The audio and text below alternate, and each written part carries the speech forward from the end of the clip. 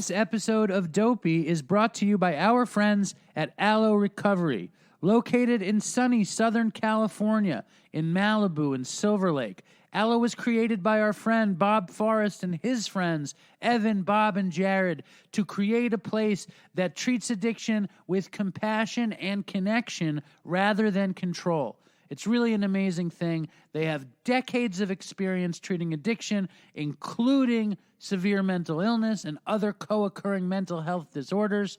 They assure the most comfortable detox possible, which is critical when you're kicking dope or coke or pills or whatever, alcohol. And they have amenities you wouldn't believe.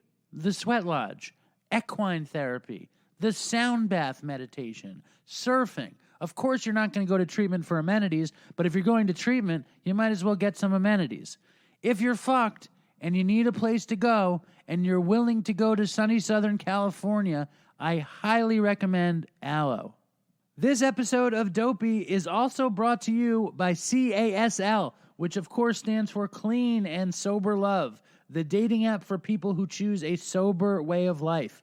It was created by one addict helping another to date safely. So here's the reality. You got clean, you got sober, you got a new life, and now you're ready to date. So where are you supposed to look? Marijuana Anonymous? CASL is the solution. Dating in recovery is real and worth considering if you have your shit together. CASL is the platform where you can meet like-minded people all over the world. Install the app now on the App Store or the Google Play Store, and it's free.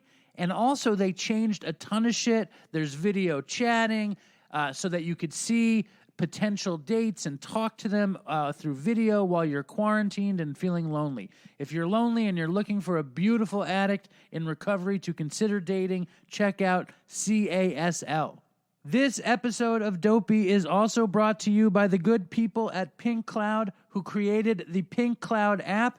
It is the ultimate meeting finder. They have over 245,000 anonymous 12-step meetings worldwide, and that includes NA, CMA, Al-Anon, AA. If there's an A in it, Pink Cloud could probably help you find it. They have over 20,000 online meetings. They have amazing tools to track your sobriety. Pink Cloud is safe, free, and anonymous. They never store your information. Complete anonymity is guaranteed. They have a new sobriety dashboard which keeps track of your clean and sober time. It marks your anniversary or your birthday depending on which side of the country you live on. It keeps track of your meeting attendance for the past 7 days, 30 days, or 90 days, and it keeps you in tune to which step you are working on. It has a custom list of things you can do today for your sobriety, including tracking your inventory or your resentments. It is the most comprehensive app for anybody who attends 12-step recovery meetings. If you do and you want a little help, go to Pink Cloud at the App Store or the Google Play Store. For all your recovery needs, it's Pink Cloud at the App Store or the Google Play Store. Check it out.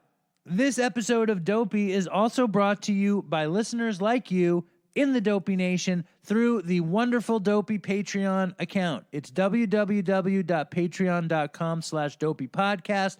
We've been really putting a lot of work into the Patreon. Every week there's a new episode. Every episode is completely free. Last week we had Dopey legend Tracy Helton Mitchell on the show. She brings the Dopey. She talks COVID, quarantine, fucking men jerking off in the fucking alleys of San Francisco while she shoots up. Tracy is the real thing. Check her out on Patreon. And while you're there, throw a couple of bucks. It helps keep Dopey happy, joyous, and free. And it takes me one step closer to getting out of the deli. So that's Dopey Patreon. Check it out. Also, check out www.dopeypodcast.com. Obviously, all the back episodes are there, plus the Dopey Podcast store, which I've partnered up with SRO Prince, which is a company out of Cincinnati, Ohio, made up of just recovering heroin addicts. And we have really cool Dopey stuff for you. This week, the unisex I Want to Be Good So Bad tank tops are available in blue, black, and white. They're fucking great. We have the cool long sleeves, the killer short sleeves, the crop tops, the Dopey mugs. If you want Dopey merchandise, you go to www.dopeypodcast.com dopeypodcast.com. If you want any of the new highfalutin stickers, you Venmo me at Dopey Podcast and just send me some money and I'll send you some stickers. Oh, yes, there are also new, exciting, holographic Dopey stickers, Dopey Nation stickers, and the Dopey coin stickers, all shiny and rainbowy. Enough with the fucking ads. Here is the fucking show.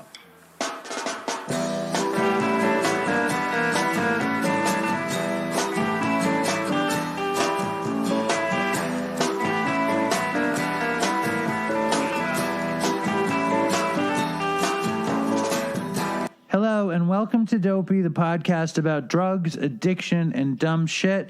And I'm Dave, and I'm in my attic, and it's the day of a hurricane. And I'm on the phone with my dear old friend, who I'm incredibly angry at, Jim. Welcome, Jim. And hello to everyone. Hello to the Dopey Nation. How are you doing, Jimmy? Yes. I'm actually really glad to be talking to you. I've been looking forward to this all day, even though I've tortured you for the last hour and a half. I love you dearly, and it has been a crazy hurricane here, too. A lot of trees down. Fucking trees down, power lines down, booms, explosions. There was some terrible explosion in Beirut today, which I think was unrelated to the hurricane that was coming up the eastern seaboard. Is it a seaboard? Eastern coast. That's correct. Yeah, man, it's a fucking mess. And I don't know, like my girls were in the park after this storm. All the playgrounds were closed because there was so much debris everywhere, and but they were enjoying the puddles and the branches everywhere. It was actually nice at the end. Linda took Nora and Susan down to the water during the hurricane. During the hurricane? Why? Because she's crazy. Dangerous. Yeah, she lives dangerously. And Nora was like, they took videos of Nora basically like leaning into the wind and the wind holding her up, and they had a good time. Linda loves extreme weather like this.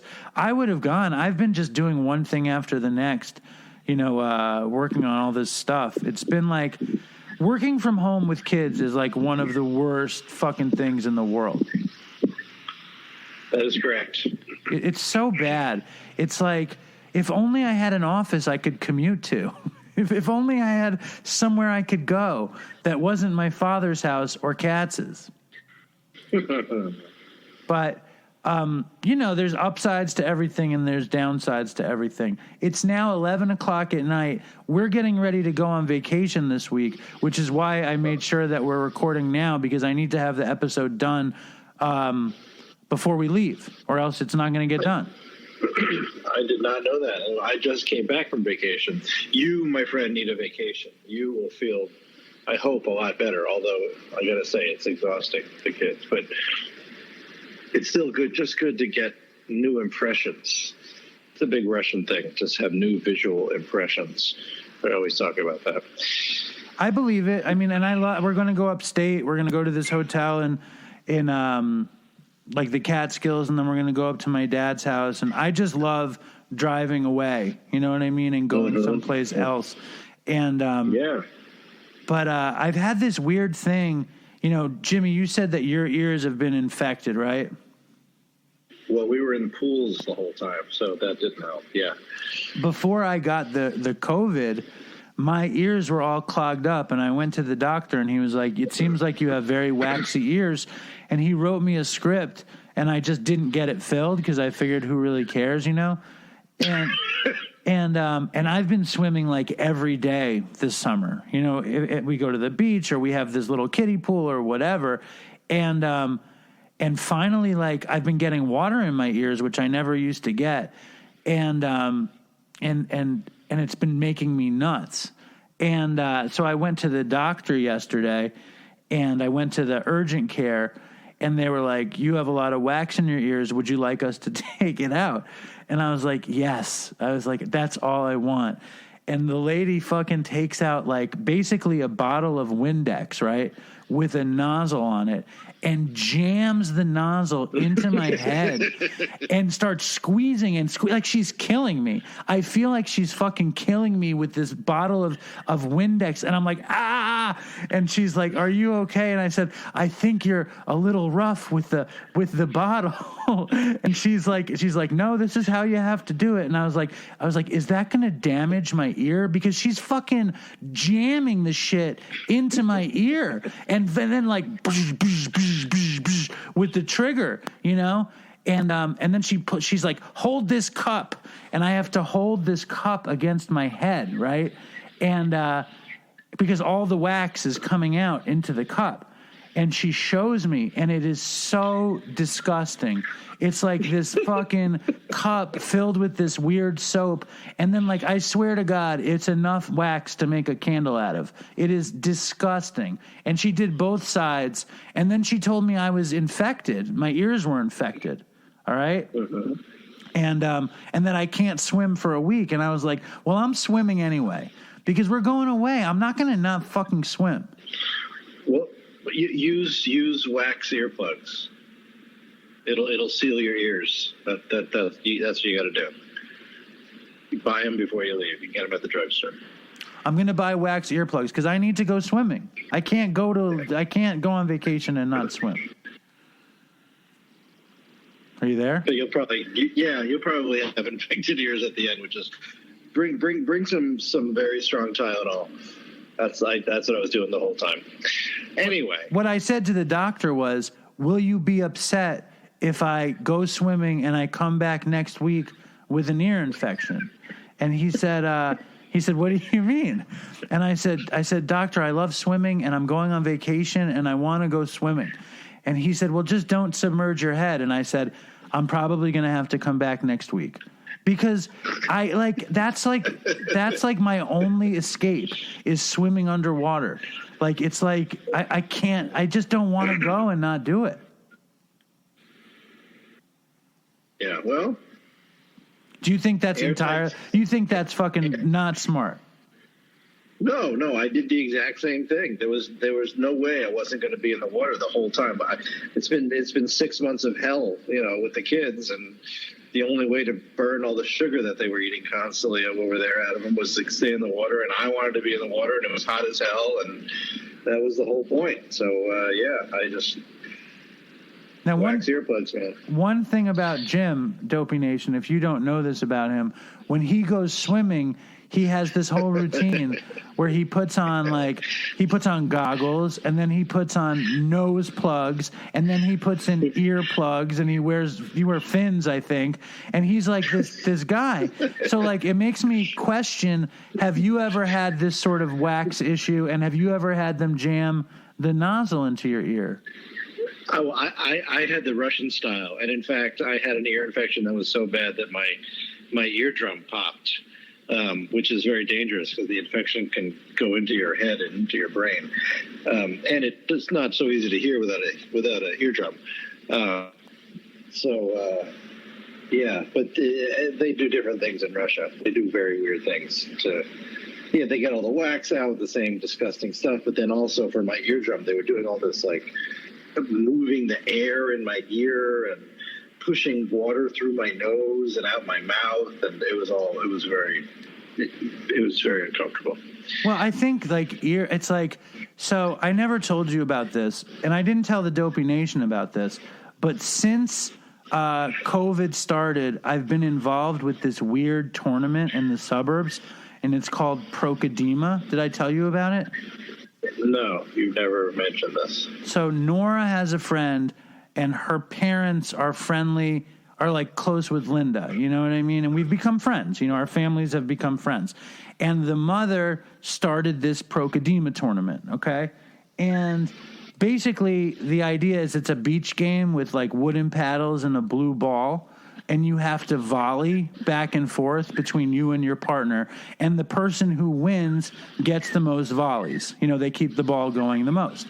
So to determine the partners, they told everybody to take a ball and a paddle and bounce it as many times as you could. You know what I'm saying? To determine your skill level. Now, obviously, I've never played Procadema. You know what I mean? I don't know what that is. But she's like, the woman's like, all right, take a ball and take a paddle and go outside and bounce it. So, and this was in like April or something. So I take the ball and the paddle and I go out and I bounce it, and Nora's outside with me and she counts. And I get to fucking 420 fucking bounces, okay? And everybody else gets like 150. And they're like shocked that I am like the superior Procadema guy, you know, because obviously nobody mistook me for being athletic or coordinated or anything like that. So when I started the tournament, they matched me with the worst person and we didn't do well. But then as I did bad, they kind of matched the low person with the high person, and they matched me with this woman, and we won the whole thing, right? We got 128 and we destroyed everybody else. And then the next week I got 120. So right now I'm in first place in the Procadema tournament, okay? I'm dominating Procadema. And I'm talking shit also. And so yesterday or 2 days ago, we went to the Procadema thing, and the people have a pool, and I couldn't resist going into the pool. It was before I went to the doctor, but my ears were so clogged with water, I couldn't hear anything. I couldn't hear the whole night. And it was really scary.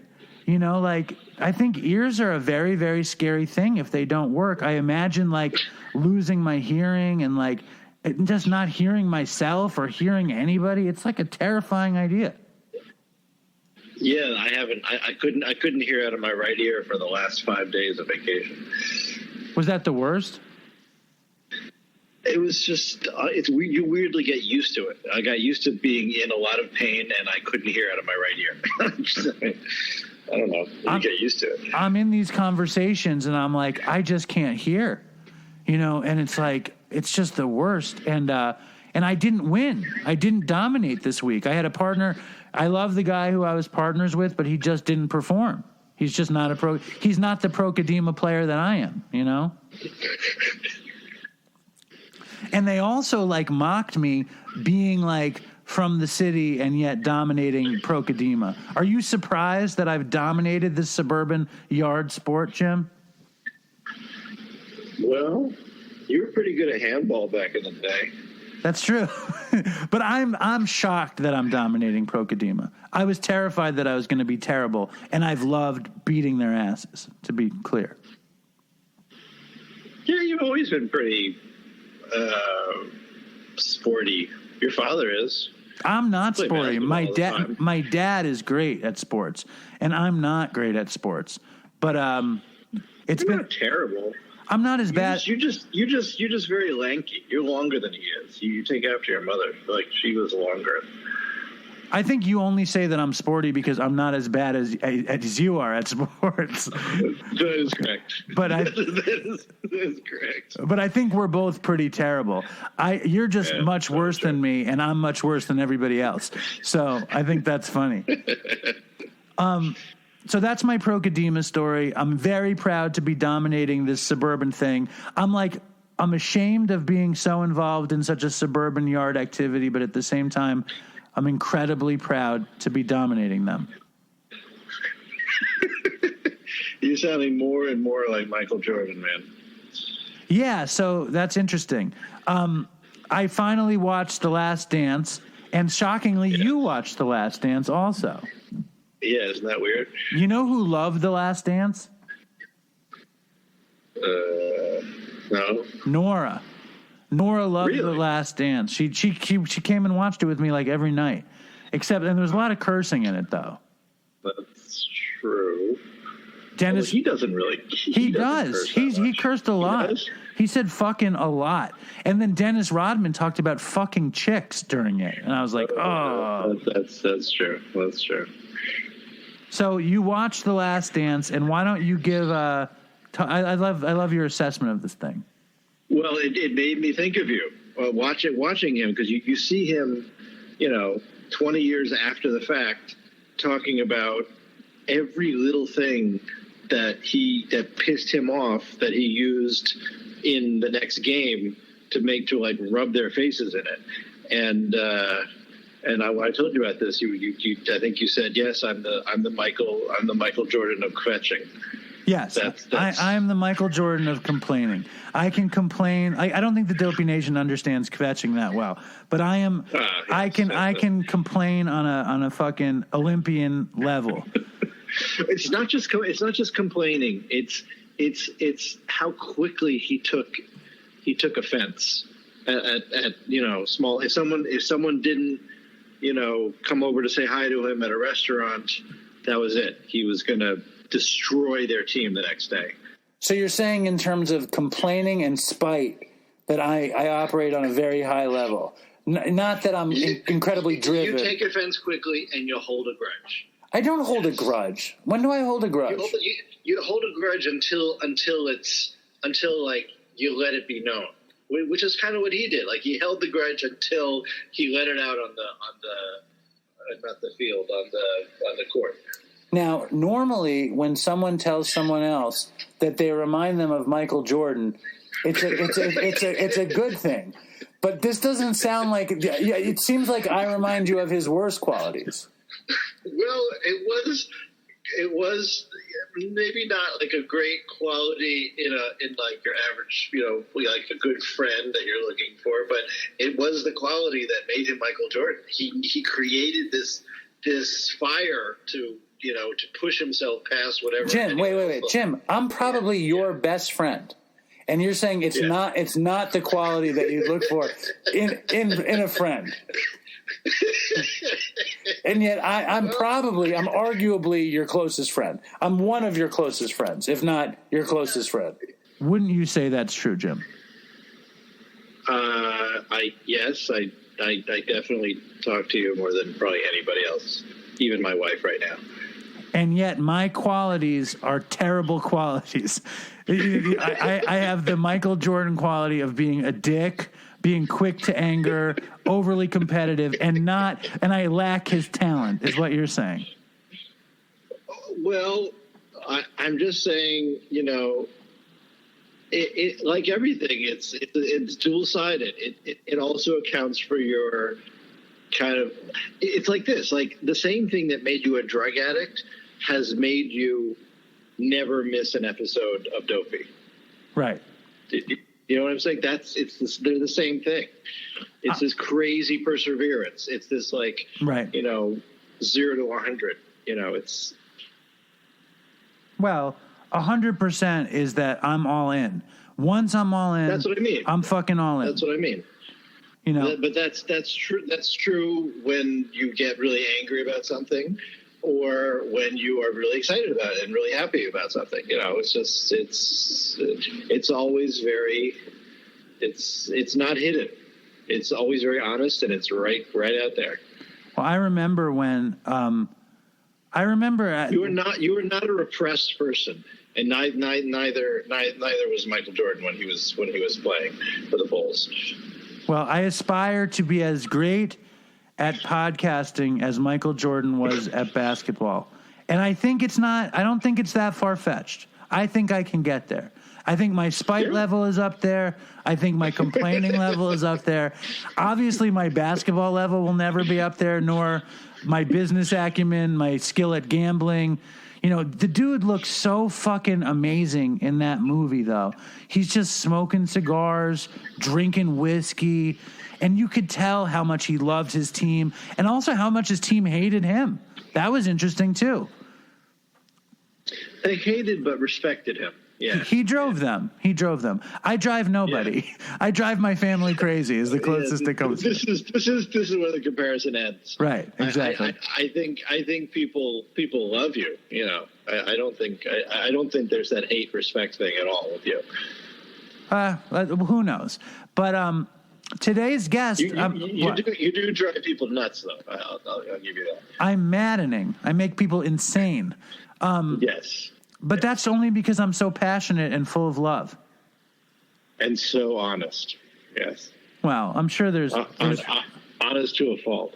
Yeah, I'm sure there's a lot of. It's because I can't do it any other way. I know. I was so excited to get today's guy on the show because, like, It's the because dude. Why? I remember when on your birthday when Linda had that game where we had to like know different things about you. Do you remember what I'm talking about? Yes. And one of the questions was like, what are the two shows that Dave rewatches and rewatches and rewatches? And it was very obvious to me what those two shows were, Mad Men and The Sopranos. Well, I would say it's 4 shows or 3 shows. I would say it's Mad Men, The Sopranos, The Wire. Those are the 3. And then other times, like I'll watch Breaking Bad or I'll watch Oz or I'll watch. But do you go back to The Wire over and over to like take you somewhere? I do. I do. You do? Yeah. Okay. I want to go hang out with my old friends in Baltimore. Right. Because dude, it's depressing. Like how much comfort I get from it. And the worst thing is that when it's over, I'm depressed that I can't go back for so long because the lines will be too stale. You know, if the lines weren't so stale, I would literally watch it over and over again. The Wire. Do you think this is some kind of like last tether to the life you led when you were on heroin? Because you watched a lot of television on heroin. I did. You watched a lot of television before heroin too, though. I mean, the truth is that I'm not watching a lot of TV now. When I was commuting into the city and I was working events, I would have one of these shows in rotation: The Wire, The Sopranos, Mad Men, Oz, The Night of, whatever, you know what I mean? And I would use it as a tool to decompress, or Arrested Development. I would use it as a tool to decompress, where I would watch it and my brain would relax. I would be also, like I always say this, that it's kind of like a time machine for me, that when I watch a show, I'm transported back to the other times I've watched it, which is very... I know. This is the strange thing, is like it's comforting to you, but you're being transported to a time when like life was pretty hard. But on the other hand, when I was addicted to heroin, there were no expectations of me. All I had to do was eat and watch TV. And now there's a ton of expectations on me. But let's not jump ahead. It's more important to introduce... Sopranos. The whole point was The Sopranos, right? What I was trying to say was I understood your excitement from, getting one of the main faces you see on that show, like every episode. Right, and I think he's a misunderstood character, and I think he's... obviously, he's one of us. He's an addict. Not that you're necessarily an addict, but I would say you're one of us anyway. Do you feel like you're a member of the Dopey Nation, Jim? Adjunct or honorary? I feel like, this show has helped me through very, very hard, lonely time, like I think it has for a lot of people. So, it hasn't helped me through addiction, but it helped me survive a foreign land for a decade. So, but you've also been interested in using tools that help me with addiction, with issues and stuff. I feel like my thing is it's funny we're talking about this, but it's television. Like that's just getting enough sleep and watching television and taking care of myself, as opposed to, they say not getting enough sleep is the next day it's like you're drunk. There are studies that you act very similar to someone who's drunk. Keeping yourself down, basically. Right. And I think that this guy who played AJ Soprano, Robert Iler, had similar issues to that. Like he wasn't sleeping well, he wasn't eating well, but he was also addicted to drugs. I remember when he said that. That was the thing that really rang like resonated with me when he said, just like it had never occurred to him to listen to his body, and that if he's tired, go to sleep. Like just that idea that never occurred to me. It was always, if you're tired, introduce something to your body to alter that feeling instead of taking care of what the feeling is telling you to do. Jimmy, you're ruining his interview. Let's play the interview and then you can reflect on what he said. But if you reflect before he says it, the audience doesn't know what he says it. You understand what I'm saying? I thought that I kind of thought that. Right, that makes sense. Sorry, I thought that this was after you had already played that. All right. Sorry. No, we're gonna play it now, and then you can reflect on Robert Iler and his life in and out of addiction and recovery. Here he is. Okay. It was and like I just want to say this. Like, I've been trying to get Robert Iler on the show for a long time. He's not on social media. He's like in the wind, I thought.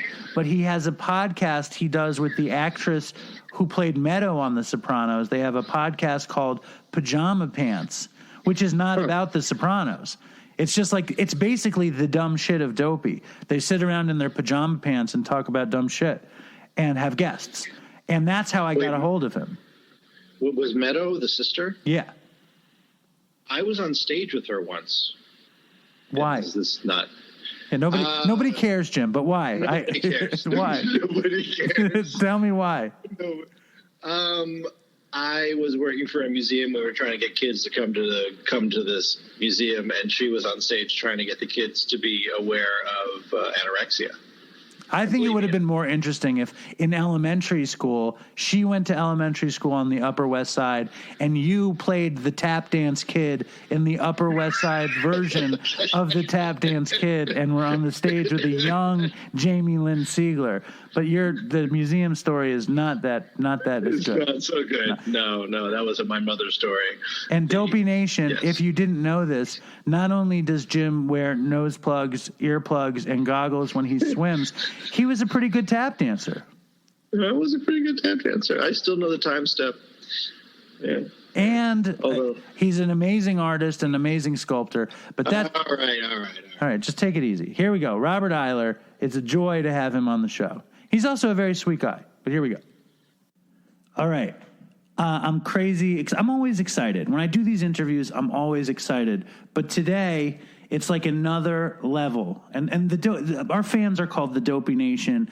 And the Dopey Nation knows how fucked up I am over The Sopranos.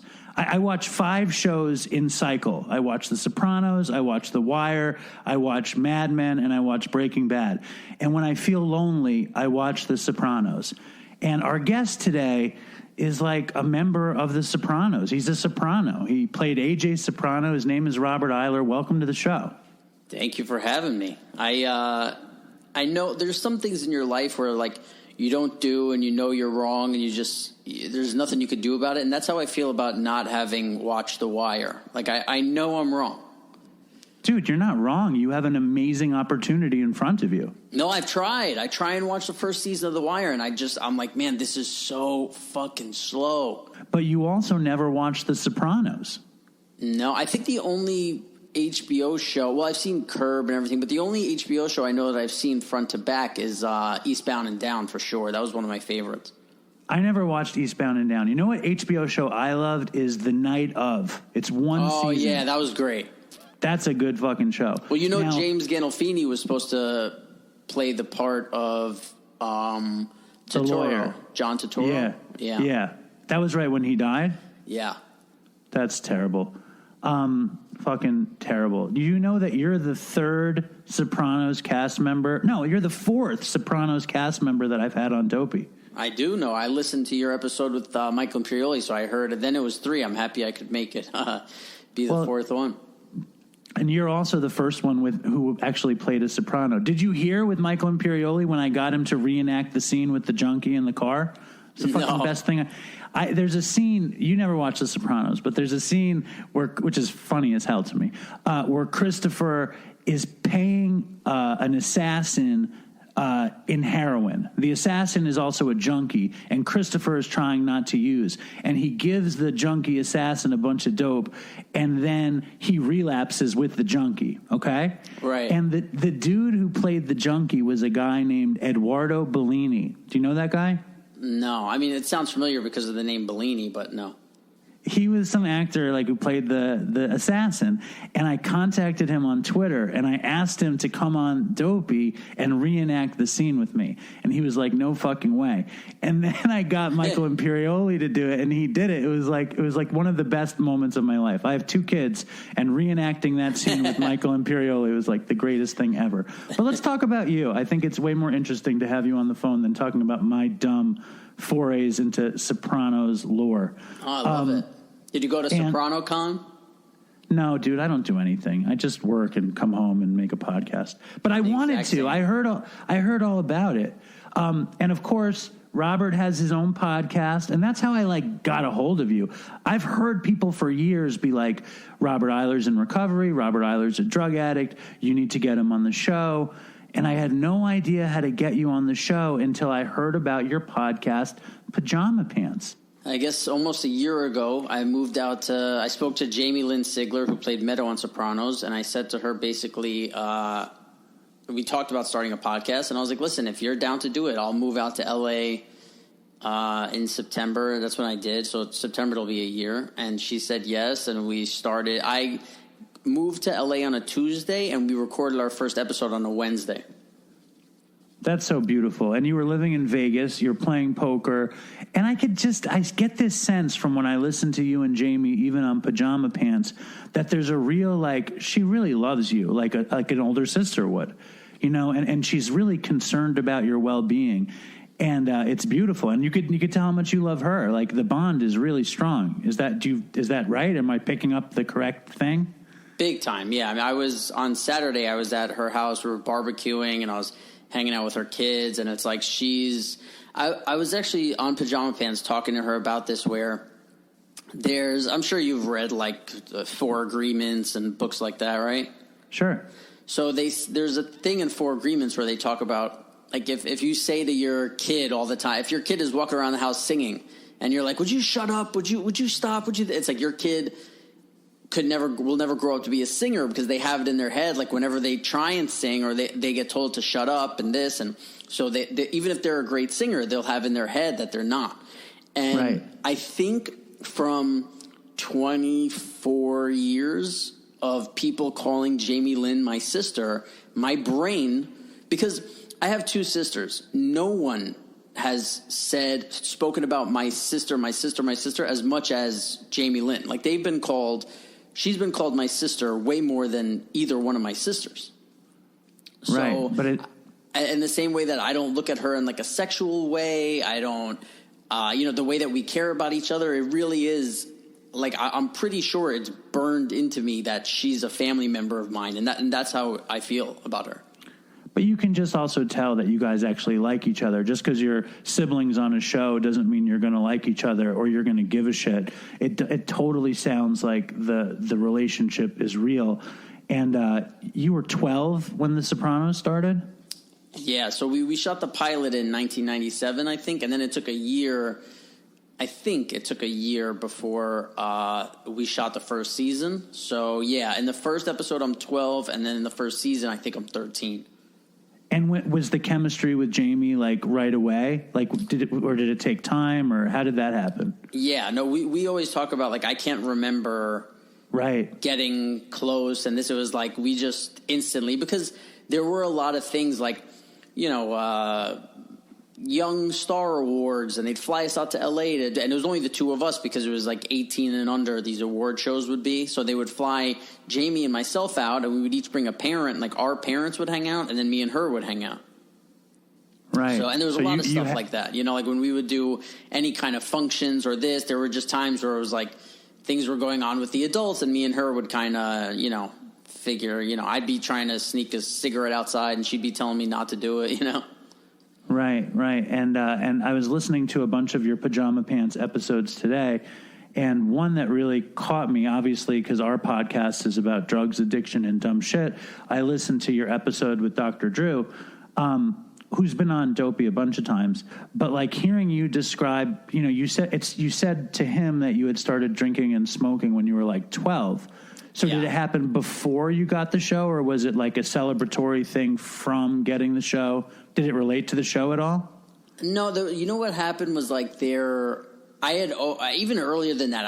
I had definitely had a couple of sips of beer or sneak half somebody left their beer on the counter and I take it and I drink half one and this. But I remember my mom had always told me, because I have asthma, that if I smoked a cigarette, I would die. So I was always, my friends would be smoking cigarettes when I was 9, 10, 11, it was New York City, and they'd be smoking cigarettes, and I was no, I can't, man, I'll die.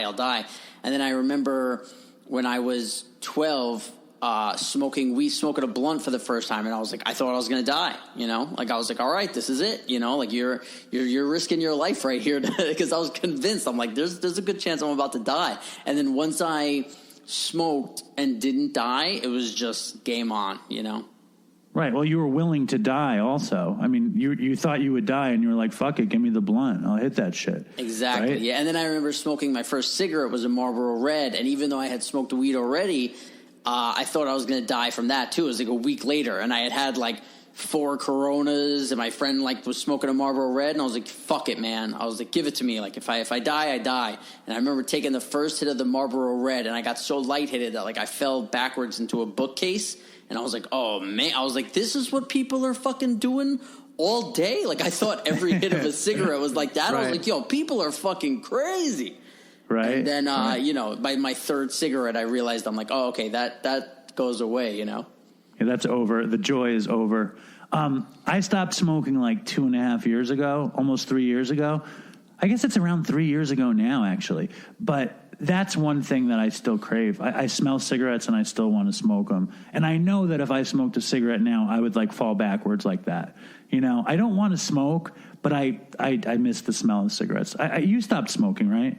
Yeah, I stopped smoking like 5 years ago. I'll smoke weed like maybe sometimes it's like once every 3 months. Sometimes it's like 3 days back to back. It all depends on what I'm doing, who I'm with. But weed was a thing where like I never had that addict thing to weed. Like weed is something that's like, hey, it's the end of the night. I could take a hit off a bowl and sleep better or chill out or whatever, you know? You didn't smoke bud addictively, you're saying. It wasn't like... Well, I like... We did because that was just... We did everything that way. But when I was going through... You know, I had to get off of benzos and opiates and alcohol and this... But weed was never... You know, cigarettes was tough. All these things were tough. And with weed, I was like... I don't see it as the same thing, you know, like I just have a different relationship with weed, luckily, where like, you know, the first month of Corona when it was like, you have to sit inside, I was like, well, I'm going to smoke weed fucking every night. Like, you know, I'm going to wake up, meditate, work out, do yoga. And then around 8:00, why would I not fucking smoke weed? I can't see anybody there. And then like 3 weeks in, maybe a month in, I realized like, man, I'm becoming like Gollum in here, you know, like I'm like closing the shades. Cause I hadn't seen anyone. All the news is telling me like, you're going to die. So, I was like, you know what? I'm just not going to smoke weed. So how long with everything else then? I haven't drank or done like, you know, the Molly and these kind of drugs in over 7 years, probably 7.5 now. Right on. For me, it's different. I think it's like, I'm a heroin addict. I'm a drug addict. I'm an alcoholic. And, if I smoke weed, I loved weed. You know what I mean? Like, yeah. And if I smoke weed, I'm going to think about smoking weed. Like if I say tonight I'm going to take a bong hit or tonight I'm going to smoke a joint, I'm really going to want to do it tomorrow. That's just how I am. And then if I'm smoking weed, I'll smoke weed every day. Like when I was a heroin addict and I got off of heroin and I got off of everything for a little bit and I started dating this stoner girl. And I was like, and Hurricane Sandy hit, and I was like, fuck it, I want to get high with this girl, you know? Yeah. And I smoked weed with her, and then I smoked weed every day, you know what I'm saying, for, I don't know, 3 years or something. Right. And then I started doing... On the weekends, I would get benzos, I'd get Xanax, or I'd get Percocet, I'd get Klonopin, I'd get Vicodin, you know. I'd get whatever I could get, but I would never get a lot. I would only get enough for a few days, you know what I mean? And it would be like once a month, I'd get like 3 or 4 pills, or then I would get 6 pills, and it never turned into like heroin addiction again, and it never turned into daily pill addiction, but like... For me, it just rolls. You know what I mean? I bet you in a couple of years, it would have turned into more. So like, and I have 2 kids and I'm, you know, in a house with family, blah, blah, blah. I'm like, I don't want to take a risk. I don't want to see where it goes. I know what it's like to be high. So I just keep it in a box. You know, that's just because I cannot, I like lost 41 years of my life to this shit, basically. And I just want the next chapter of my life to be like how I earn it, you know what I mean? Without I'll just fuck it up. If I get high, it will not go the way I want it to go. Do you know what I'm saying? Like, that's just the way I look at it. That's how I feel about Percocets.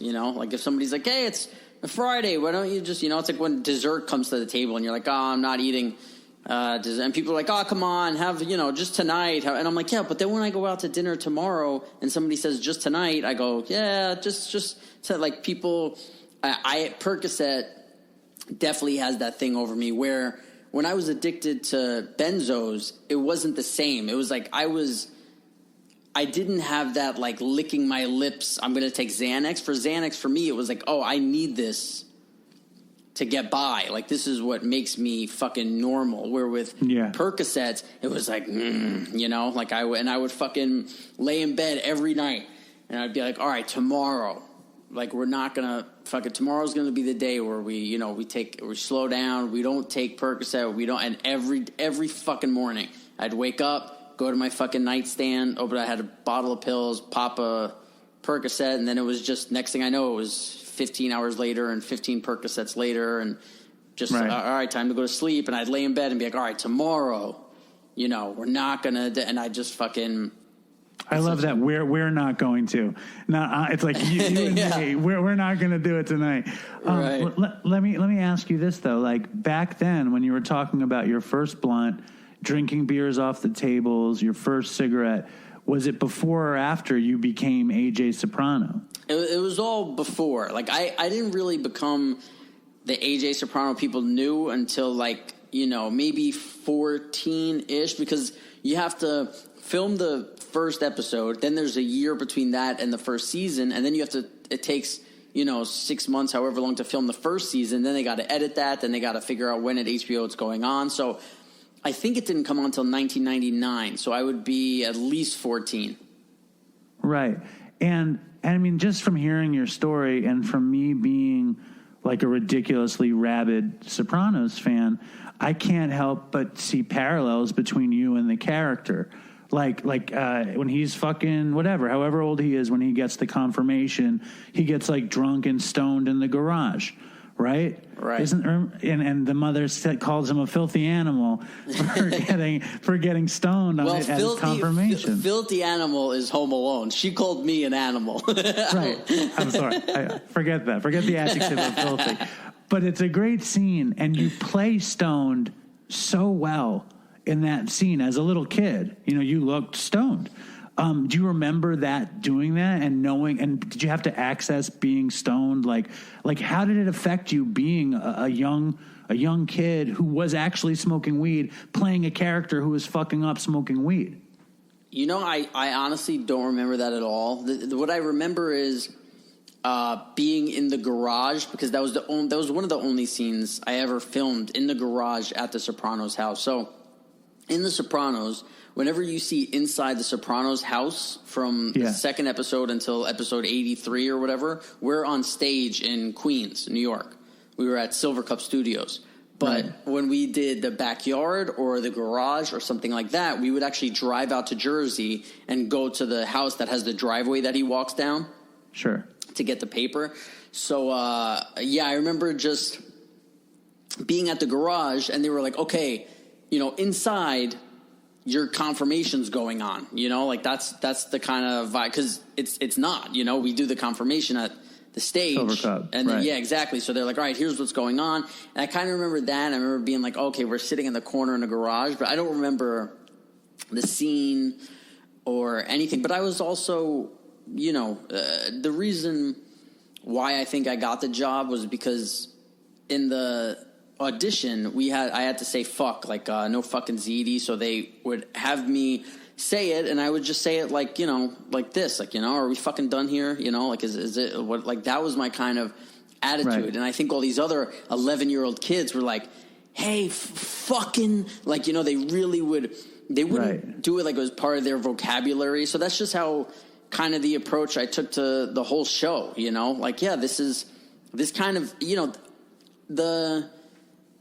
there's not that many prototypes of 12 years old when you're 12 years old. I'm like, okay, there's the nerds, and then there's the kids who are smoking weed and drinking, or there's like the jocks, I guess. But in New York City, there were no jocks. We didn't have, none of my schools had sports teams or played any sports or this. So it was like the kids who were geeks and did good in school, and then the kids who fucked off and drank and partied. And I was like, well, I know which one I am, and it seems that's the one who AJ is. So I'm like, all right, we'll just fucking roll with this, Totally. But I mean, there's a lot of things that happened because after The Sopranos was done, you started having panic attacks, and AJ had panic attacks in the show, right? I mean, yeah. And AJ partied to the point where he fucked up his life. You know what I mean? And he had anxiety where it fucked up his life. And did it hit you at the same time? Or from what I understand is it hit you afterwards? Yeah, after Sopranos I started. But what I really think was going on was, when I look back, is I was doing so much damage to my body that I really think it was my body's way of telling me, like, hey, we can't handle this. Like you can't keep, like, I would wake up every day, eat chicken fingers and French fries, or cheeseburger and French fries, and then I would decide what kind of day it was. Am I going to drink today and then do fucking blow all night and stay up for 3 days or 4 days? Or am I just going to sit here and take Percocet and Xanax all day? I wasn't taking Xanax at this time because I hadn't had anxiety attacks. But am I just going to sit here and take Percocets and smoke weed all day? And I was 22 years old. I didn't have a job, and there was no reason for me to get a job. I had made good money doing Sopranos. I was supposed to be a super, like that was my path in life. Like my family was like, if everything works out perfect for you, you'll have your grandfather's job, which was a super. So in my head, I'm like, I'm at the top. What am I going to do from here? So I was like, I'm just going to do what I didn't maybe feel like I didn't get to do, which is hang out with my friends, party, have a normal life, just chill. And that just became, all of a sudden I realized, like, hey, there's not a lot of people who can hang out from my friends on a Wednesday at 3 a.m, or, on a Wednesday night period, or a Tuesday night, or a Monday night, or a Sunday night. And I started being like, okay, I'm alone all the time.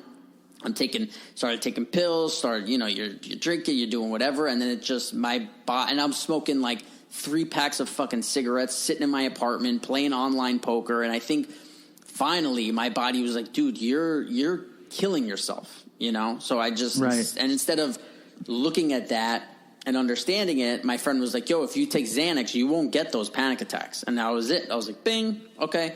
So next thing you know, I'm taking, a bar and a half every single day. And I don't even think I'm addicted to it or anything like that, because I'm like, yeah, I don't really like it. I just take it so I don't, so I can leave my apartment or get in the elevator or do whatever.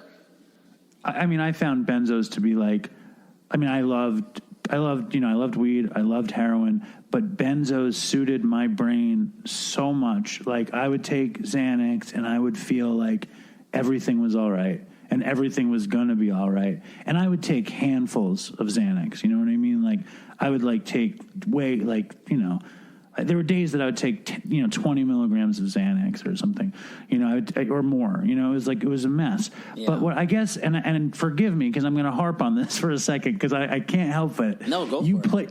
You played this character that had panic attacks, and that was almost the defining moment in his young life. And then you had a panic attack. Did you think, holy shit, this happened to AJ? Was there any thought about that you had just been through this in a fictitious environment and now it was real? Like, did you think about it at all? Like, Zero. Or am I just like... Yeah, never. Why not? I don't get it. Think about it now. What do you think, man? I don't know. I kind of I also think that so many people were having panic attacks at the time that it would be like, it would be like, hey, your favorite food is pizza and so is AJ's. And I'd be like, yeah, well, pizza's fucking great. Everybody loves pizza. I just felt like living in New York City, the people who I knew, especially people who were into drugs and everything, most of them had a panic attack at some point in their life. Or even people who have never had a panic attack, think they have, you know? Like my uncle had one for the first time during coronavirus. And he's like, dude, my whole life I would say like, oh, I had a panic attack. He's like, I had no idea what it was really like. And I'm like, oh yeah, dude, you think you're dying. You think you're having a heart attack. Yeah, I never had a panic attack. I just loved getting high. Yeah. Seriously. I just was a neurotic Jew, and I thought too much about shit. And when I took benzos, I'd think less about shit, and I was very happy about that. You know, I was very glad to think less about everything, and mostly myself. I just wanted to not care about stuff, and it let me not care about stuff. Obviously, if you were taking that many Xanax and Percocets, you had to withdraw at some point. Yeah. So the last one I remember which was like I was at a friend's house and I just told them like, yeah, I'm not feeling well because I knew I was kicking them. And I was like, I'm just going to fucking lay in this bed for 2 days. And I have pictures on my phone of like the fucking sheets are all sweaty. The best way how people always ask me, like, describe, like, oh, what's it like when you kick Percocets? For me, it's like, if you're laying down, you want to stand up. If you're standing up, you want to lay down. And you're like, and then when you think, let me just get comfortable in bed and just sit there, it feels like the bed is full of sand. You know, like you're just like, like you're fucking turning and then you're turning the other way and you're just like, God, why can't I fucking, you know, like it's this horrible thing. But also, I never was taking 15 Percocet and then stopped. You know, I would always be taking 15, then I'd be like, all right, tomorrow we're going to take 12, and then we're going to take fucking 8, and then we're going to take 4, and then 2, and then I would stop, you know? So it wasn't the full like insanity craze, but it's still like, it was the same shit, like getting out of my system. And then I remember I was laying there for maybe like on the third day, I was laying there and I felt like such shit. And I was kind of, and I remember just like moving one way, moving another way, standing up, and I put my sneakers on and I walked outside. I went for like a 3-mile walk and I was like, wow, all these birds are chirping. And it just at that moment, it got out of my system and I was like, what the fuck was I doing? Were you ever strung out on pills when you guys were shooting The Sopranos? Never, ever. Never. I mean, that's pretty amazing. I mean, and you never went for Oxycontin or heroin or anything. Nothing. Yeah, because luckily I had enough money. You know, because most of the stories you hear it comes down to money, right? Where people are like, hey man, this is cheaper and it's, you know, blah blah blah, or you know, some people just want to get more fucked up and see what the next level is like. But for me, I remember I was at a deli one night after leaving a club. And some guy comes over to me and he's like, yo, man, I love your show. And I was like, thanks. And it was the time that show, the OC, was on. Right. And I'm standing at the counter waiting to pay. And he's like, yo, man, OC? And I was like, no. I was like, Sopranos. And he was like, nah, man. He's like, OC? And he reached into his pocket. He pulled out Oxycontin. And I was like, nah, like, I'm good. And then I remember when I was getting deeper into Percocets, one day I took a Roxy. And I knew at the second I took that, and I was fucking like 3 hours later, I was like, okay, I can't go beyond Percocet because otherwise I know exactly what's going to happen. You know, like it's just going to be fucking pedal to the metal. So I just pulled it back because also, you know, unfortunately, a lot of people who deal with addiction, and I think this is the way I would have been if I never got Sopranos or never had some kind of successful thing or like a passion where, you know, it was like, hey, man, you know, when it was something like the Oxycontin, it was in the back of my brain being like, hey, man, you got it real good. Like, you know, everything's fucking great. We were on a TV show. We grew up poor, and now we have, like, money. Let's not totally fucking ruin this thing, you know, where if I was 22 or even whatever, 21, 19, and I was still living with my mom and in that same room and in the same building I grew up in, and I had no passions and no this, and somebody was like, hey man, Oxy or heroin or this, like, who fucking knows? Like, I would I like to think I'd say no, but I would be kidding myself, you know? Totally.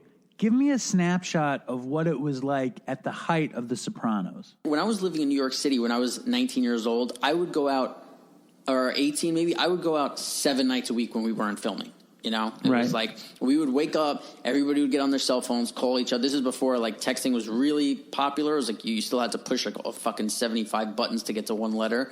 And we'd call each other like, yo, where are we going tonight? And it was like, okay, we're going to Lot 61, or we're going to Suede, or we're going to Rehab, or we're going to, and it was like Pangea. And every single night, every day we'd call each other to ask where we were going when we already knew, you know, because it's like, oh, you go to the same place every fucking week.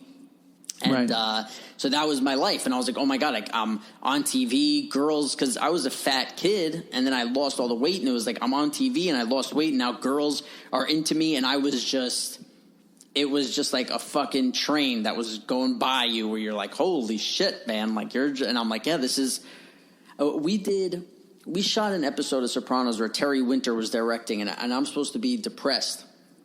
And my girlfriend broke up with me. I think it was Blanca. And I'm laying in bed and I'm questioning the universe and this. And he comes in to kind of, you know, when you're directed in a big scene like that, you know, they give you motivation of something of, you know, well, here's what's going on, or, you know, it's like this and that. And he's like, you know, when things are just so bad that you sit there and you just question, like, why are we here? What is this? And I looked at him and I went, not at all. You know, because I was like, like I said, I was supposed to be fucking a poor kid who grew up, and, you know, if I was like the only reason we had an apartment in New York City was because we all lived in my grandfather and grandmother's apartment, and he was a super. So he got a first floor apartment in a brownstone, or, you know, or actually at the time he got a second floor. He moved up to the second floor, but it was like, without that, you know, who fucking knows? Like it would have been real bad. So Terry Winter is trying to come up to me while, like, you know, we have a trip planned to the Emmys next month where we're flying first class, and I got girls calling my phone and this, and we're sitting on the set of what people are saying is the greatest show ever. And he's like, you know, when you just don't know why, when you're questioning your existence, and I just had to look at him and be honest, and I was like, nah, dude. I was like, I don't know what the fuck you're talking about. I was like, I know exactly why I'm here. This is awesome. Right, but did it come back around, though? Because, you know, 3 years later, you're fucking hooked on Percocet and Xanax and freaking out. Like, were you like, oh, shit, now I know what Terry's talking about? Like, when you're in the depth? I mean, that's interesting. There were definitely other things that brought that to light. And it's actually, you know what's funny is, it wasn't so much then. It was more so when I would get sober and have a clear head. And then it was like, holy shit, what are we here? Like, when your head is clear, you can access all these different levels of, like, thinking that you can keep diving into, where when you're taking Percocets, taking Xanax, drinking, smoking cigarettes, it's like as soon as my thoughts would start to get away from me, I'd be like, wait, hold on, where are my cigarettes? Where's the lighter? How do I medicate this? Right, where's the Percocet? Where's the, and, you know, a lot of, it's weird to me how, because obviously I had fucked up shit happen in my life. Everyone has, but people always want to hear that the root of your addiction is trauma. Addiction, is trauma and this and I think, you know, it was a combination of many things for me. So it was a trauma. Was it, you know, my grandmother passing away? Like, you know, there's a lot of shit. But what I think it's shit that I would have been able to handle if I was ever given the tools. And what happened is, nobody ever talked about tools. You know, my family was a lot of drinkers, a lot of people who, you know, would partake in drugs and this. But I remember being, you know, 15, 16, and all of a sudden I kind of was getting access to parties and these things. And I'd be like, man, I don't like being here, you know? And then it would be 17. All of a sudden the nightclubs in New York City started opening up to me. And it was like, hey, you can go to the best nightclubs in New York City every night if you want to. And I would be in there and I'd be like, I fucking hate it here. Like it's all stuffy. Everybody's stepping on my fucking shoes. Everybody, like, all this stuff. I'm like, I hate this. I just want to be sitting in the park with my friends, like smoking a blunt, laughing, chilling or whatever. But when everybody found out that I was the 17-year-old who could get into these places, it made me feel they wanted to go, right? Right, they want to go. Or also, it's like, man, you have the life, you have this. So I just kept having that in my head, and then I started realizing, whoa, if I drink 6 vodka cranberries when I was 17, I'd be like, I love being at this place, you know. And then it turned into the 6 at 17, and then, you know, a little bit. Then you needed 7, then you needed 8, and then by the time I was 21, and it was like, hey, you know, in Sopranos we'd get a year off. And I'd be like, well, what the fuck am I going to do for a year? And I was like, I know, I'm just going to party. And I'm going to say something that's going to annoy the shit out of you, okay? But I can't get off this thing. Like, in those seasons right before The Sopranos ended, AJ's out at the same clubs that you were at. Yeah, partying. he went to Marquee.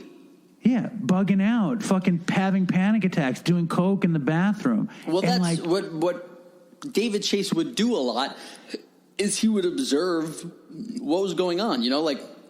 I remember I wore a Pantera shirt with a marijuana leaf on it, and I came to set with a skateboard. And the next, episode of Sopranos, I was wearing a Pantera shirt with a weed leaf on it, riding a skateboard. So because he talks about this all the time. The first season or 2 seasons or 3 seasons, you're like, bam, bam, bam, story. I got all this stuff in my head.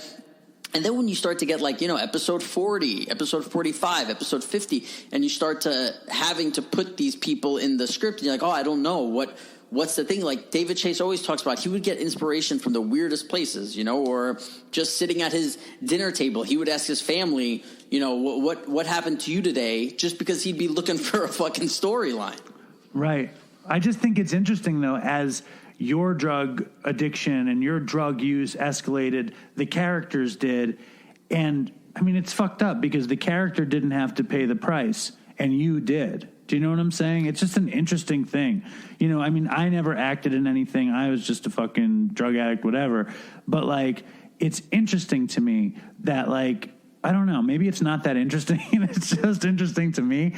I can't believe you don't find that fascinating. Well, I think, your character does so much shit, It's like, okay, in this season, my character's the fucking football star, and I wasn't a fucking football star, And it's like, in this season, my character's this. So, of course, you're going to attach to one thing, It's like whatever that thing may be, I don't know. But when you do 10 years on a show, and you go from a 12-year-old to a 22-year-old, there's certain things that are part of growing up that you're just going to be like, oh yeah, when you're hitting puberty, or when you're making out on the couch with a girl and your mom walks in on the show and you're like, yeah, this happened to me in real life. I knew people who did Jamie Lynn had scenes where she had to do drugs, but she didn't.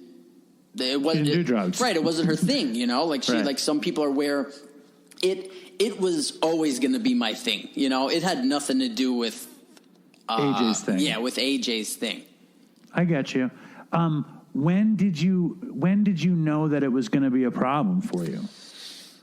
It's interesting, right? Because I think most people realize it by the way it affects their lives and people around them and letting people down and this. And it's because I was more successful than I was ever supposed to be. I never had a wife. I never had a kid. I never had there wasn't really a lot of man, if I don't stop this. What it really came down to was my health. It came down to me being 28 years old and feeling like I was fucking 60. And just everything sucked, man. It was. I would wake up every day and feel like such shit.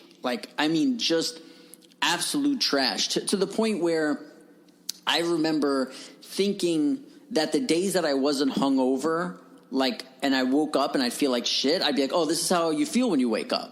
I'd be like, this is how everyone feels. This is what's normal. The same way, I thought the way people took shits was the way you take shit when you're taking 15 Percocets a day. Right. I wasn't like, oh, right. Yeah, you're fucking, you start to get in such a mode of where, I don't know if it was just a denial or not, but it's, it was a weird thing. So it was my health. I remember going to the doctor and he was just like, man, you're so unhealthy and you tell me these things and all this stuff you're doing. He's like, you can't keep that up. He's like, you're very lucky right now. You're young and whatever. And what happened was I started. So when I was 20 around, I don't know exactly, I was 22, 23, 24 or something. I was doing coke every time I would drink. And the next day I'd be like, you know what? That's it. I'm done with coke. I'm not going to do it again. I never liked coke, honestly. I was like, I don't like coke. The only thing was when I was drinking and I'd be 12 hours into drinking and I wanted to drink for 3 more days, the only answer was Coke, you know? So it was like I'd be partying, I'd be with girls, we'd all be fucking hanging out or whatever, and it would be like, okay, like, you're going to go home now? Like, you're getting tired? What's the thing? And it's like, which that's another one of those things, right? Where it's like, you know, I didn't even have the own tools to myself to go, hey man, you're tired. It's okay to go to bed. You know, like it was just like, no, man, like, you know, how are we gonna look for those easy fucking fixes of these things? And it was like, yeah, just do Coke. So then it became, you know, probably again around 19 or so. It was like every time I drank, I was doing it before that, but 19, it became every time I drank, it would turn into a fucking 3-day, you know, Coke and partying. And then I would smoke a fucking carton of cigarettes every time I would drink. And I have asthma and then I'd wake up and I'd feel like shit. So I'd start fucking taking Percocets. And when that would be like, you know, I'd be like, okay, well, I'm just going to take, you know, Percocets 2 days this week. And it was all this stuff. So, that's when I stopped drinking for 9 months to be like, I'm going to stop doing Coke. And after 9 months, I was like, okay, I'm going to start drinking again. If I ever do Coke again, I'm never letting myself have another drink. Like, that's it. So, I knew I loved drinking and I hated Coke. So I'm like, why am I going to risk this drinking for something I don't even like? Coke. Right. So then, I start drinking again. 3 months into that, I discover Molly. You know, and I'm like, oh man, this is fucking, I had done it before, but it wasn't something where I was like, man, you could do this every fucking night. Like, it was just crazy to me. Or like Ecstasy or whatever. I was like, that you take a beating from that, you know? But once I realized, oh, this keeps me up for 3 days and I could just not stop drinking with this also, then it just became Molly, you know? Every fucking time I drank, or, 9 times out of 10, whatever it was, we're partying, we're doing Molly. We're partying, we're doing Molly. And I would always go out without it, you know. I wouldn't have it. I'd be like, no. And then, of course, like, 3 a.m. would come around, and it was like, oh, how do we get it? You know, and you're texting and by then, I'm New York City. I was on a TV show. I have enough numbers in my phone where, it was maybe 5% of the time, where probably less even, where it was like, man, I can't find any, you know. You could get anything you wanted, and anybody would want to give it to you, basically. Right. And then when I turned, so the last, when you say, like, when did you realize when I turned 28, on my 28th birthday, I remember being like, okay, the Molly's getting way out of hand. So what happened? On my 28th birthday, I go, I'm going to take Molly right now, and then I'm only going to do Molly a couple times a year after this. Like, I'm done. It's my birthday. My friends got me tickets to a concert. We're going to go and fucking go crazy. Madison Square Garden. And so I go to my friends. What'd you see? Who's playing? Swedish House Mafia, which I'm not a techno guy at all. I was only hip hop, but they had one song I loved, And so I'm like, all right, we're just going to fucking do Molly, go to this concert, then we'll party for 3 days or whatever and hang out. So I show up to my friend's place, and we're drinking tequila at the counter. It's probably, whatever, late afternoon, maybe 5 or 6. And I'm like, all right, I'm going to take 5 Molly now. And at the time, that wasn't crazy for me, to start with 5. I'd usually start with 3 or 4 or 5, whatever. And so I take 5. And we're at the counter and we're fucking smoking cigarette. We're going to the roof and we're smoking and we're just in the zone. Like we're all fucking vibing. And around, 9 o'clock at night, whatever comes, and they go, all right, we're all going to go to the concert now. And I go, well, I'm going to take 5 more so that when I'm in this concert, I'm just on a fucking another level. This is my goodbye to Molly, whatever. So I take 5 more Molly. And again, people hear this sometimes and they're like, how did you even walk? Like, how were you? And I was like, this was, on a normal night at this point, I would be up to 5 or 6 or 7 or, whatever. So I now I'm on 10 and we're leaving. And I tell my friend, I'm like, yo, give me 5 of those. I'm going to put them in this ginger ale bottle with tequila. And during the concert, if I want more, I could just drink it. So like, all right. Wow. So we're rolling up to Madison Square Garden and I'm fucking out of your mind. Yeah, everything is fucking glowing and all the lights on. With my best friends and our arms are around each other and we're like, God, like the teeth are fucking clenched. It's like, dude, I love you so much, And we roll into Madison Square Garden, and right when I'm walking in, some dude goes, hey, And it was one of those moments where, like, my heart just sunk. Like, I didn't know why, but it was like, it's over, you know? Like, this amazing moment, everything that was about to happen, you're done. Like, I thought for some reason the guy was going to be like, you're on fucking Ecstasy. Like, I don't know what. I just had a really bad feeling. And the guy's a security guy, and he goes, you can't bring that in here. And he points to the fucking ginger ale bottle with tequila. And I was like, woof. I was like, no problem, dude. And I just fucking chugged that. I throw it in the garbage. Oh, no. I throw it in the garbage can they have here. And cut to me, 20 minutes later, going around Madison Square Garden, thanking people at the concert for coming to my birthday. Right. I'm literally like, man, thank you so much. Like, you don't know what this means. Like, just on another fucking, and I brought like 100 lollipops in my fucking hoodie pocket, and I'm handing them out to people. And I'm like, thank you for coming. Just a total insane. So, and everyone's like, it's AJ thanking me for coming to his birthday party. Well, that's party. the thing. I had like a scarf and sunglasses on that nobody knew it was me. Nobody had a fucking clue. Right. So I'm giving all this shit away, and then Swedish House Mafia comes on and fucking hours, and we're just peaking. Like, everything is unbelievable. We leave the arena maybe like midnight or something. We go back to after party, and in the next 3 days, I took about 20 more. So I'm probably like, I took about 35 Molly between Friday, Saturday, and Sunday. And I woke up, I slept for however long. I woke up and it was Monday. And I remember thinking the way that my brain was, I was like, I'm never going to be the same. Like, right. I was so fucked up in a way I had never been before, to where like I was, when you see like a dog who's been abused and he gets adopted and he's just like sitting there shivering, and if there's like a loud noise, you're like, oh, it's okay. Like, that's how Damaged. Damaged. And that's how my friends were to me. They're like, dude, you're all right. Like, you're going to be okay. And I was just like, I hadn't eaten in probably 5 days. I was the amount of cigarette packs that were so disgusting. And, we were at like a 3 or 4 or 5 day party. So when I woke up, there were still friends of mine drinking, and it was just, everything was so bad. And I'm like, okay, I need Xanax right now, So I take Xanax, I go home, and that's Monday. On that Thursday, the girl I was dating was taking me out to dinner for my birthday, and I was a fucking wreck still Thursday. Like, of course. And I'm sure you were a wreck for like 6 months. You took like 30 fucking pills of ecstasy. Well, man. that's what happened was so that Friday I go to the doctor finally, because I can't keep anything down. I'm throwing up. The most ecstasy I think I ever took was like 2 hits. Like, the idea of 30 hits of ecstasy, it's just bending my brain around my head. Like, this is a serious story. Okay, you go to the doctor. And that's what I always tell people, because people always say to me, like, oh my God, I've only taken 4 or 5. Like, how could you do that? I'm like, well, it's because I was constantly building up to that, living in Vegas. If I thought about 30, I think it was crazy. In Vegas, I was up to like maybe 15 at my max, and that would be over 3 days, So even though 20 more over 3 days sounds crazy, that's only like 1 pill every 3 hours, which isn't even how I was doing it. I'd probably take like 3 and then space it out a long time, whatever.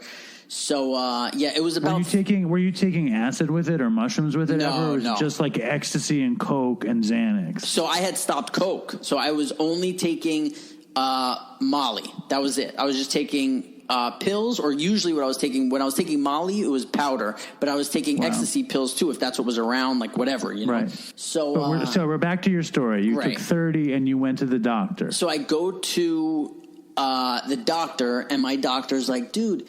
He's like, when is the last time you ate a vegetable? And I'm like, I have vegetables all the time, because in chicken fried rice, there's like peas and fucking carrots and this, and I love chicken fried rice. So I'm like, I have peas and carrots all the time, And he's like, what? And I tell him, I'm like, I say it like an idiot. I'm proud, I'm like, well, chicken fried rice, you got peas and this. And this guy's like, dude, you're a fucking mess. And he's like, so now I tell him, it's been since last Friday since I've held any food down.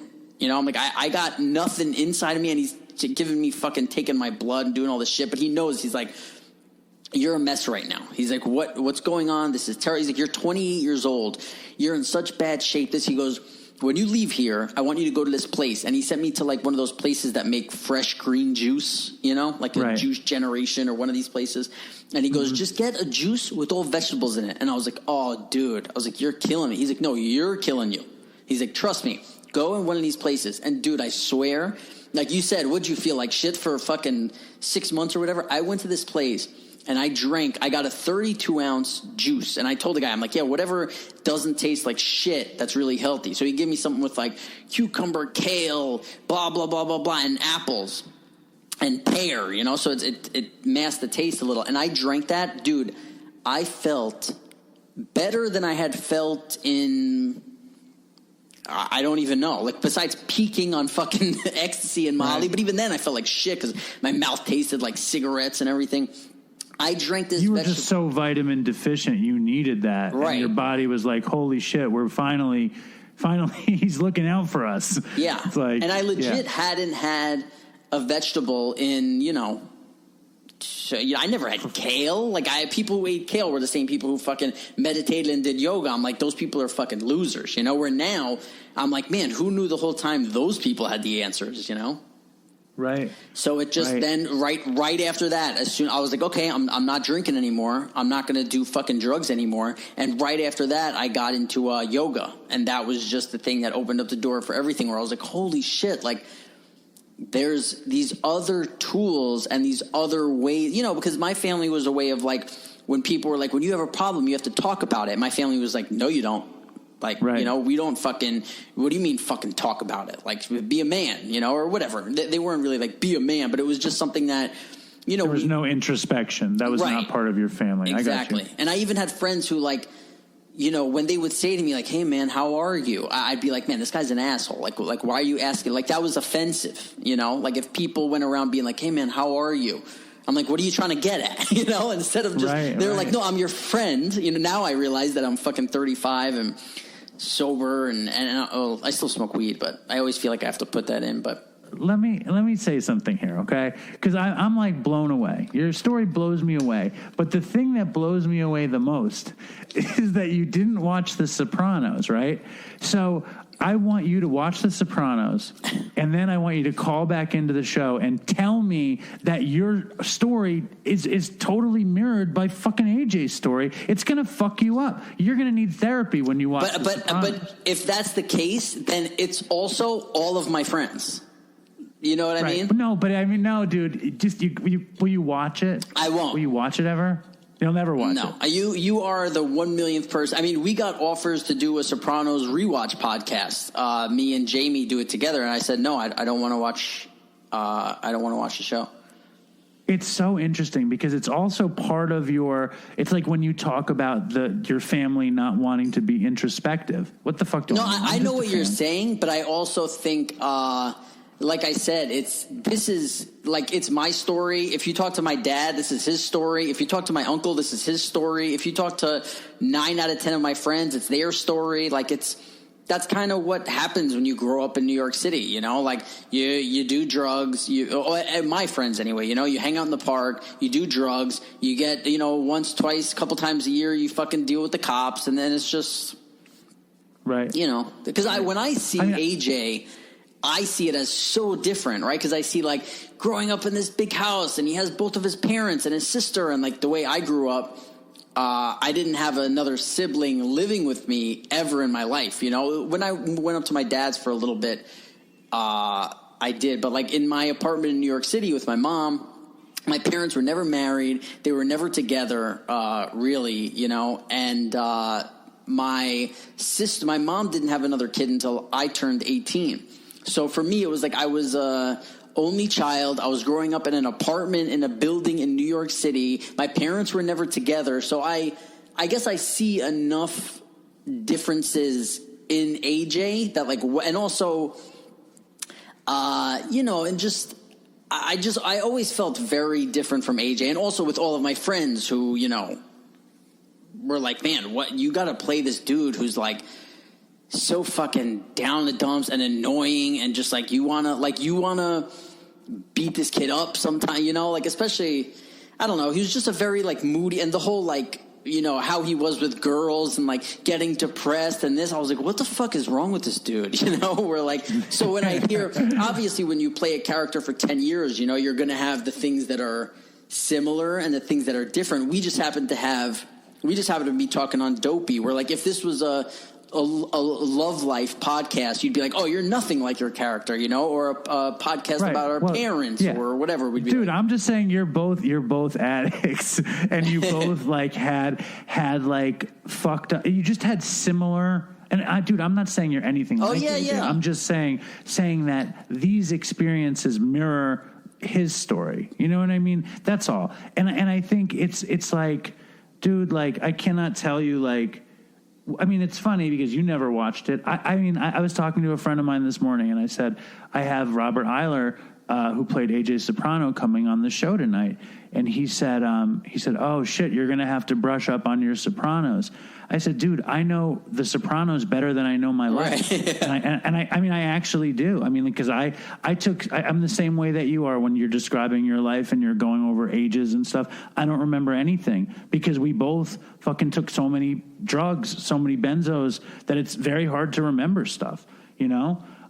Did you have any seizures? I had so many seizures. Never. From benzos. Yeah, I had fucking so many seizures. You're lucky.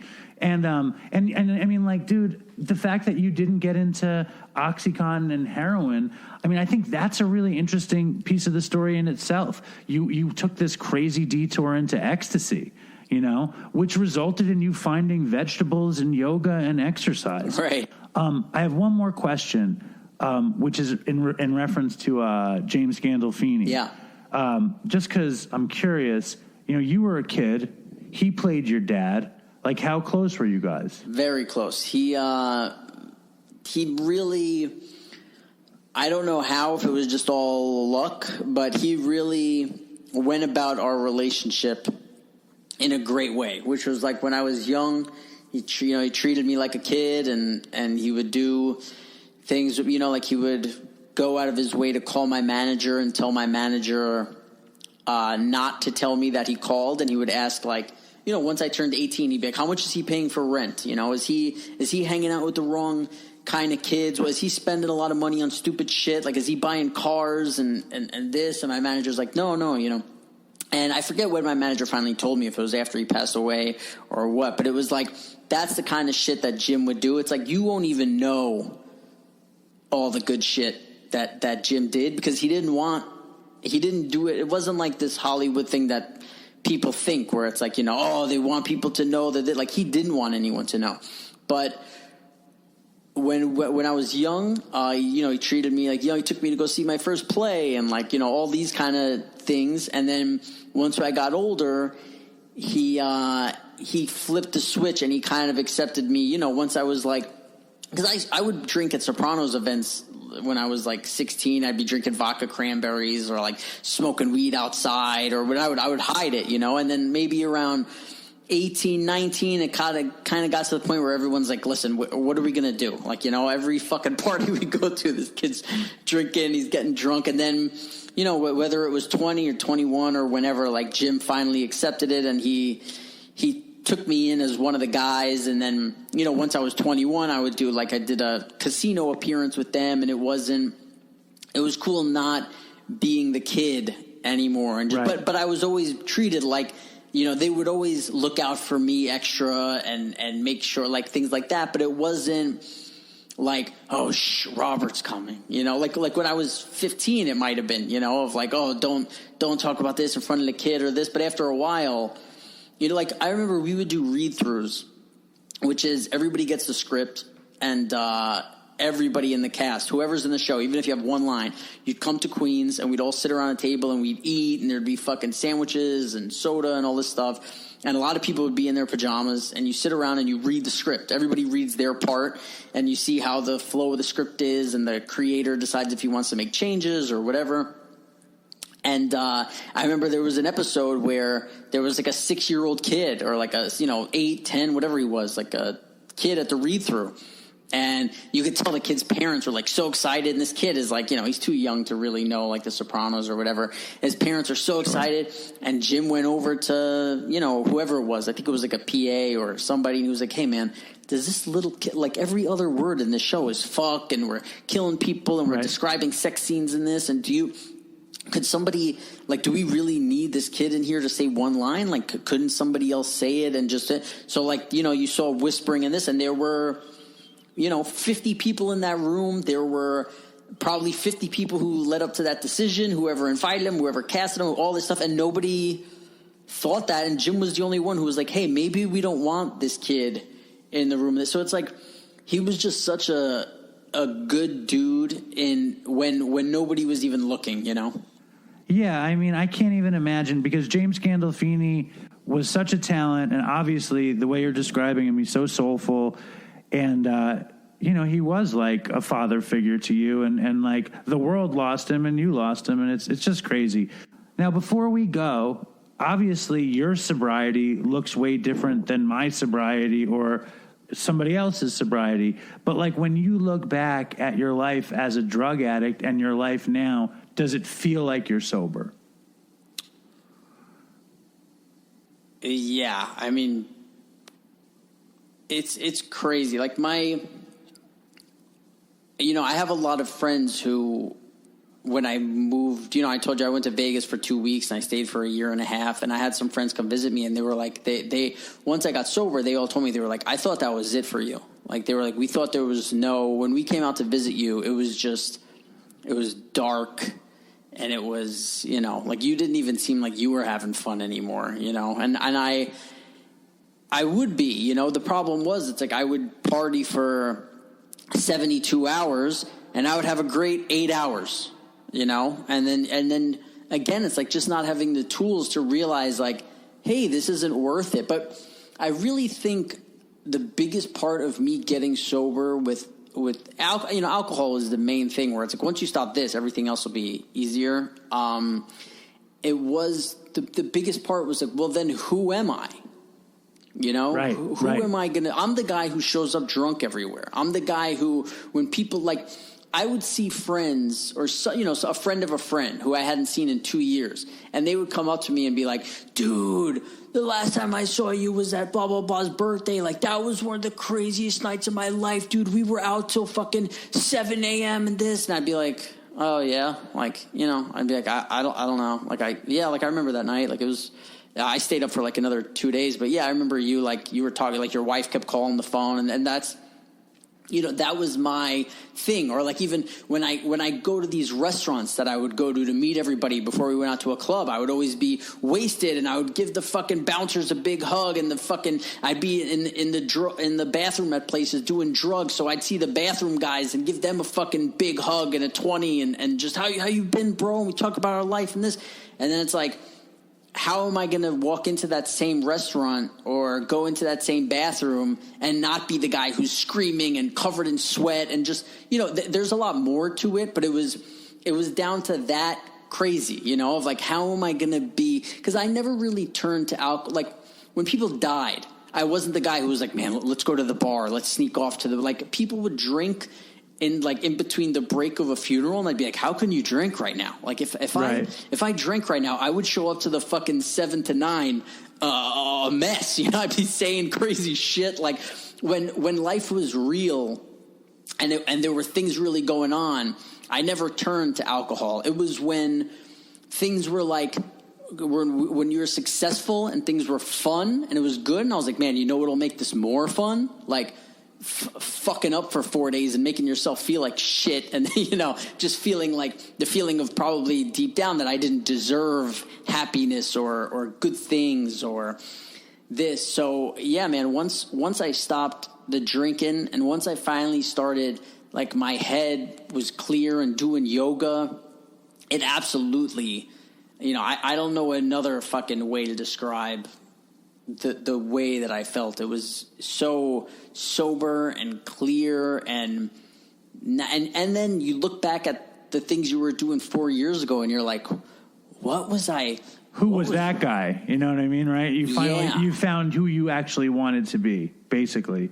Like, because you weren't that guy. That guy is all fucked up. That guy's on 30 fucking pills of ecstasy at Madison Square Garden giving out lollipops, which is that's like top 5 Dopey story right there, by the way. So thank you for that. The other thing that, like, Joey Diaz says, right, is like, you find peace. And I think that is such a big thing, because when I was doing that, it was always like, I felt like I was Like I needed more, you know, like, oh man, I met this girl. She's cool. And like, we just had sex and it was good, but wait till we have sex on X or what? Like, right. It was always bringing it to the step because you're chasing something that's not there. Even when you do that, you're going to be looking for, well, what's the more thing that we're now, like, I'll sit and watch a fucking sunset and a breeze will come by and I'm like, man, life couldn't be better than this. Right. You know, this like is as good as it gets kind of thing. It's satisfaction you feel. Yeah. And it's finding peace, you know, it's your life. You know what I mean? Like, and more power to you, man. I think it's amazing. And I really appreciate you taking the time to come on, and it's been a blast, you know, talking to you a little bit, getting to know you a little bit. It's nice. Yeah, man. Thanks for having me on. This was great. So that was Robert Iler, and I you know, there is no one way to get sober. There's no one way to change your life. It seems like he's profoundly changed his life, and he didn't do it with a program or a fellowship. But I think he has his own program. He eats well, he exercises, he fucking does his podcast, and he seems pretty happy. Yeah, I mean, that whole thing of just him suddenly feeling the effects of the green juice, you know, like that he, instead of putting stuff into his body to force it to do what he wanted it to do, he could put something into it that would, you know, answer its pleas. That seemed to do the trick for him. It was crazy to me that he didn't see the similarities between him and AJ, though. That seemed insane. But except that he never saw the show. Right. He never saw the show. Right. So, you know, of course he doesn't see the similarities. He's got nothing to compare it to. Right. And I was just like, dude, you should watch the show because you'll learn about yourself.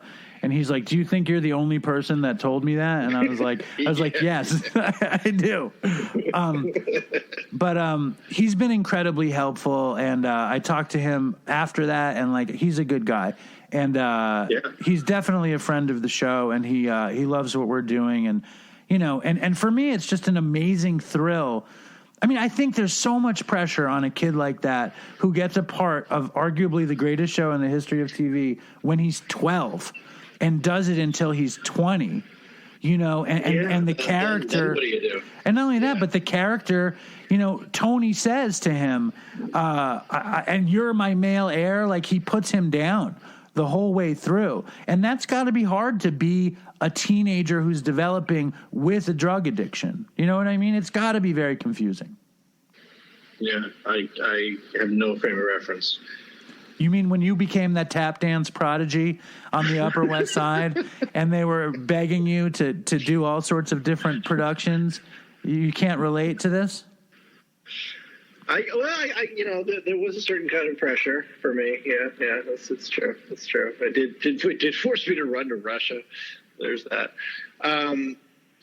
You know, I feel like this was one of the few interviews you've done where you seemed truly flabbergasted just by the sheer numbers, like how much he was doing.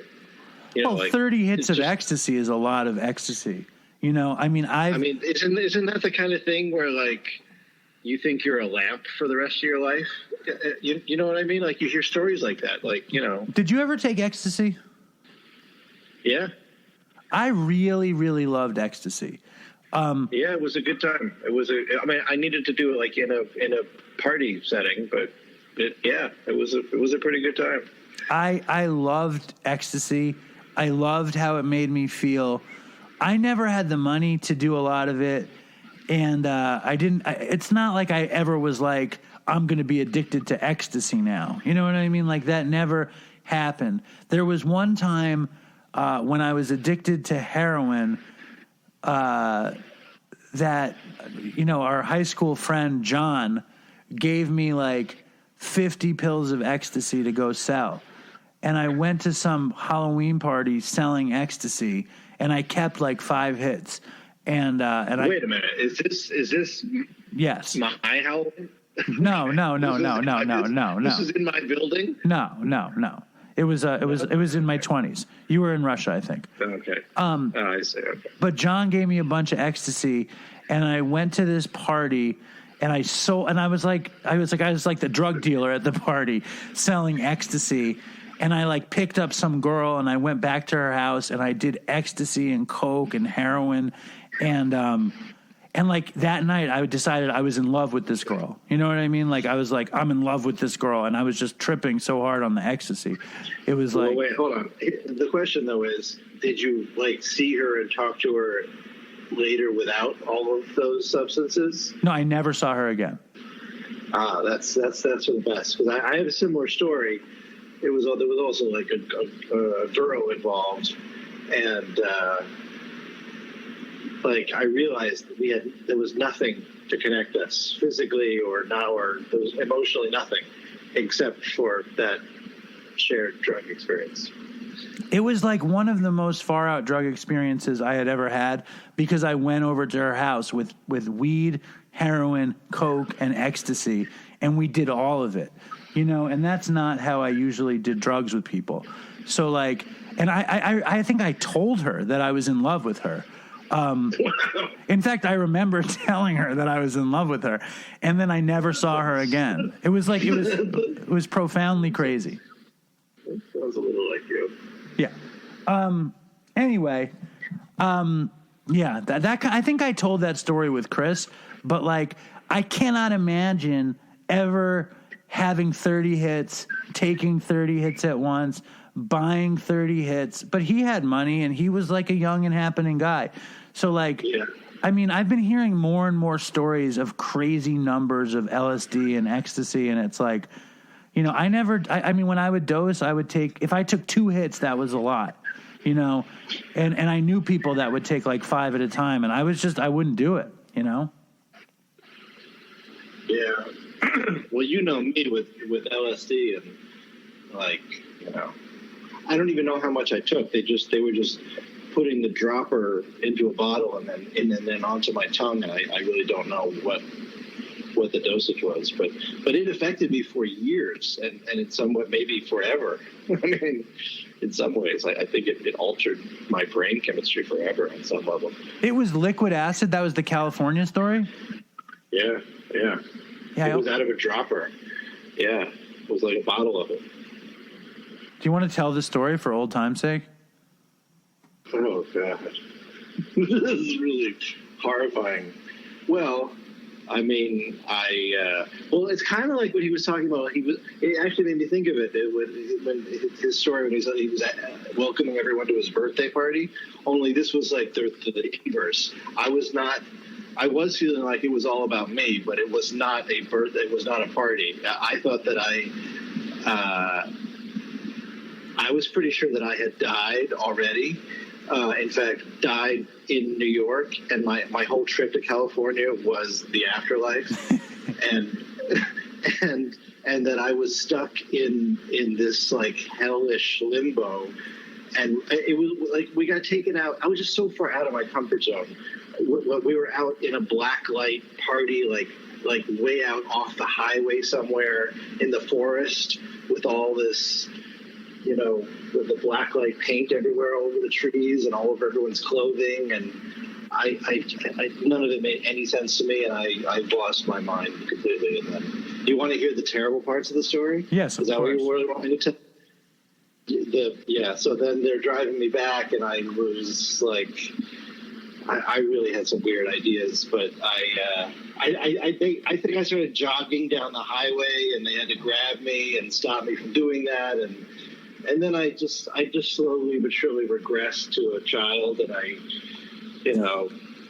wet my pants at some point, just like for no reason, and then they stuffed me in the car, and then on the way back, I tried to get out of the car while it was moving. Yes. There was like a skylight, and I tried to burst out of the skylight. Yes. Oh God, that was scary. They really had a rough time, and to thank them for saving my life multiple times, I screamed, "I'm birthing all of you," and believed it. while I took a massive shit in my pants that they all had to deal with for another hour. That's all I wanted to hear. That's the piece I was waiting for. Where Jim shits his pants on liquid LSD in a strange person's car in California. Did you ever talk to the people again? No, I did see him again at some point, and he did not want to even shake my hand. If they would burn that bridge. Right. I mean, they had to, he drove me home. He had to deal with his car. He had to throw away my underwear. And I really I still thought I was dead. I thought he was like a ghost or some angel, shepherding me around. They had to give me a shower and take care of I was a child. Where did you see him again? I think at a supermarket, actually. I saw him online at a supermarket. Where?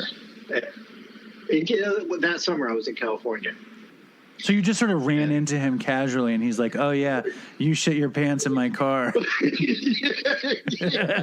Oh yeah, I wiped your asshole that night. I cleaned your bottom.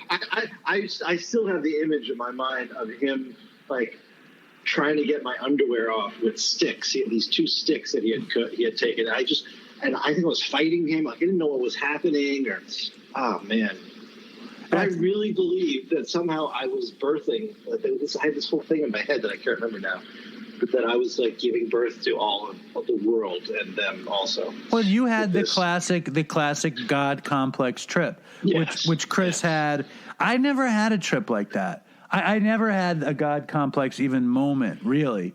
But Dopey Nation, if you can think, we told 2 similar stories, one of which was where I hooked up with this woman and told her I fell in love with her only to never see her again. And you shit in some guy's car, and then he changed your underwear, and you saw him again one other time, but he never saw you again. So Dopey Nation, if you have a really embarrassing using story with somebody that you never saw again, email it or send in a voicemail or something. And Dopey Nation also, if you remember Jim and you remembered his shitting his pants story and you're disappointed that I asked him to tell it again, please write me an email or the converse. Tell me how glad you are that I made him tell that embarrassing story again. So Jimmy, read an email. I sent you 2 emails. Pick an email and read it. All right, here we go. Hey, Dave and Dopey Nation. I wanted to take a minute and tell you how much I love Dopey and the Dopey Nation community. It's pretty special what you and Chris created. I started listening to your podcast when your story was first featured on This American Life. So this person probably didn't hear that story unless they started from the beginning. Oh, and then the next line is, I went to the beginning. All right, so they did hear it. I went to the beginning and binged over the course of a couple of months. Now I listen every week, and I love the bonus mini Patreon episodes.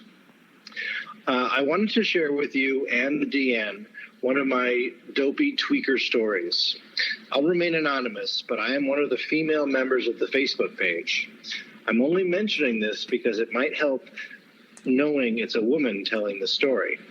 I was your average doctor shopping, pill junkie, functioning addict in my 20s. I had a normal-looking life, career, marriage, house, etc., until I discovered meth. Once I hit the pipe, I knew that I had found what I had been missing my entire life. I traded my stable life for a gnarly drug habit. I was divorced and homeless 6 months after I started using heavily. I ended up living out of my car up until I got that impounded, and then I couch surfed in crack houses. At 30 years old, I had 0 street smarts. I was living with a friend who rented his extra room out to addicts who paid him in dope. That sounds very familiar. I used to do that. That's why it sounds very familiar, yes. One of these guys turned me on to slamming. I was immediately and forever after spun out of my mind. Here's the hit them with the dopey part of the story. One day after a particularly large hit, I decided to go do laundry at the local community center because, of course, the squat I was living in didn't have running water. I was so visibly spun that another tweaker chick pulled me aside to tell me it looked like I had some really good dope. I told her I would hook her up. I had no experience with being a go-between, but I figured I could probably score a little for myself this way. I followed her out to a motorhome where her and her pals pooled their money together, and I called my contact to tell him I was heading his way. They ended up giving me over $200, and we agreed on a meeting place. As I was riding my bike back to the squat, I got to thinking that it was pretty trusting of them to hand over that much cash to someone they didn't know. Yes. I started obsessing that they might have been setting me up or doing a controlled buy for the cops. Yes. You know how tweakers think. When I turned the corner on the street our house was on, when I turned the corner on the street our house was on, there were 3 cop cars parked out front. I freaked the fuck out. I immediately turned around and started zigzagging my way out of the neighborhood. I knew our squat had been busted, and I was person stupid enough to lead the cops there. My first stop was to a thrift store where I used some of the drug money to buy a new outfit so that I wouldn't be recognized. LOL. I knew I couldn't go back to the people that gave me the money because they were probably cops. I hid out until dark and then rented a hotel room. I got high all night obsessing about the cops after me and everyone living in the house getting busted because I led the cops there. I ended up staying in that hotel room for 3 nights, spending all the cash they had given me. During that time, I only went out once to buy a burner phone and hair dye so that I wouldn't be recognized. I love that. I only had a little speed left, so I ended up sleeping most of the time I was there. After running out of money and drugs, I was super jonesing to get high. I called the only person I knew, the connect I was supposed to meet up with at the house that was busted.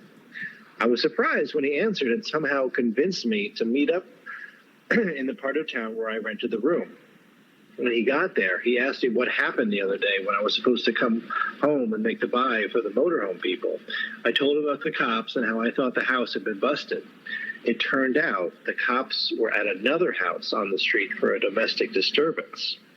Oh my fucking God. I had unintentionally ripped off the motorhome people who I thought were cops, left my friend hanging thinking he was going to make a big sale, ran from the non-existent police for 3 days while disguising myself, and ended up owing some scary people a lot of money. I stayed away from that part of town and never ran into them again. Maybe they were cops after all. LOL. Exclamation point. I hope that made sense. Tweaker stories are hard to tell. Thank you for everything you do. Stay strong, Dopey Nation, and fucking toodles for Chris. I love that story. My favorite part of the story is the disguises. I think drug addicts who have to get disguised is the best. I was impressed. It seemed like she really had her wits about her. I mean, after getting really paranoid and making it all up in her mind. This is not the first story where somebody wound up like getting a disguise or a wig or dyeing their hair, but I always love them. I think that's just so funny. You never did that. No. I mean, the closest was a classic story in college where we were tripping mushrooms and Devin went to visit me at my college and he disguised himself as the cafeteria worker to go eat for free. He put on, we're tripping acid or mushrooms or something, and we're all eating in the cafeteria, and we gave him the cafeteria worker's outfit so he could go and eat for free. And he walks down the steps tripping, like kind of tipping his hat to everybody so he could eat for free. And it was really, really funny. You know, the funniest thing to me, Jim, and I feel this all the time, you know, I go to 12-step meetings. You know, obviously I'm in recovery. I do this podcast about drugs and addiction and recovery and dumb shit. And I feel like I wasn't ever a drug addict now. Like I have such a middle-class suburban life. I feel like disconnected from it, even though I'm totally connected to it. Like, can you reassure me that I was actually addicted to drugs for many years? Well, here's the last, in addition to watching the Michael Jordan thing, I also binge watched Dave Chappelle, and it also made me think of you because when he accepted the Mark Twain Award, he talked about he dropped out of the world for 12 years. Right. And that's not unlike what you did.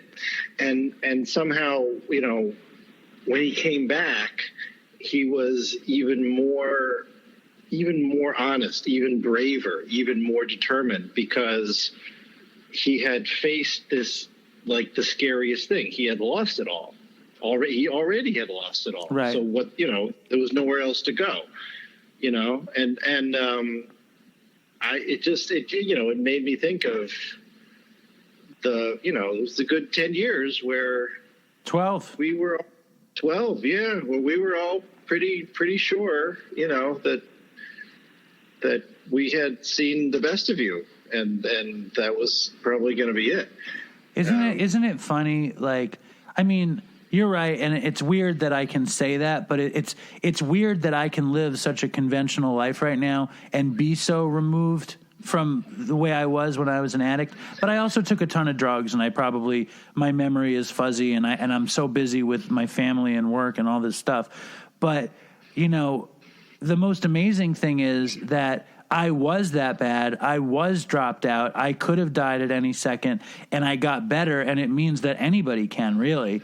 It means that if you make a decision to try, you don't know what your potential could be. Yeah. There would definitely be no Dopey.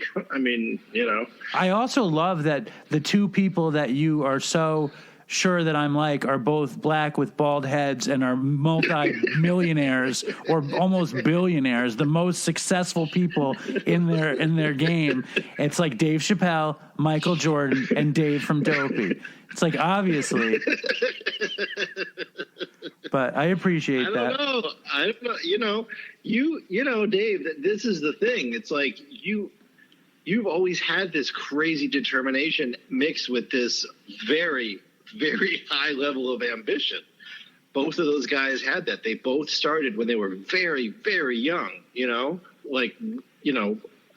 almost out of high school, just like you. You just from your sheer will and your people skills. All right, come on. Give me a break. No, I'm just you were on MTV in high school, and which is what I think essentially why it came way too quick and way too fast and way too easy. And then when the real work came, that was too much for you. But now I feel like you kind of enjoying the work to some degree. No, I love the work. I also just love the community. I love the people. I feel like the Dopey Nation, we're crawling towards something bigger and better. And I think it's very exciting, and I'm very happy to be able to do it.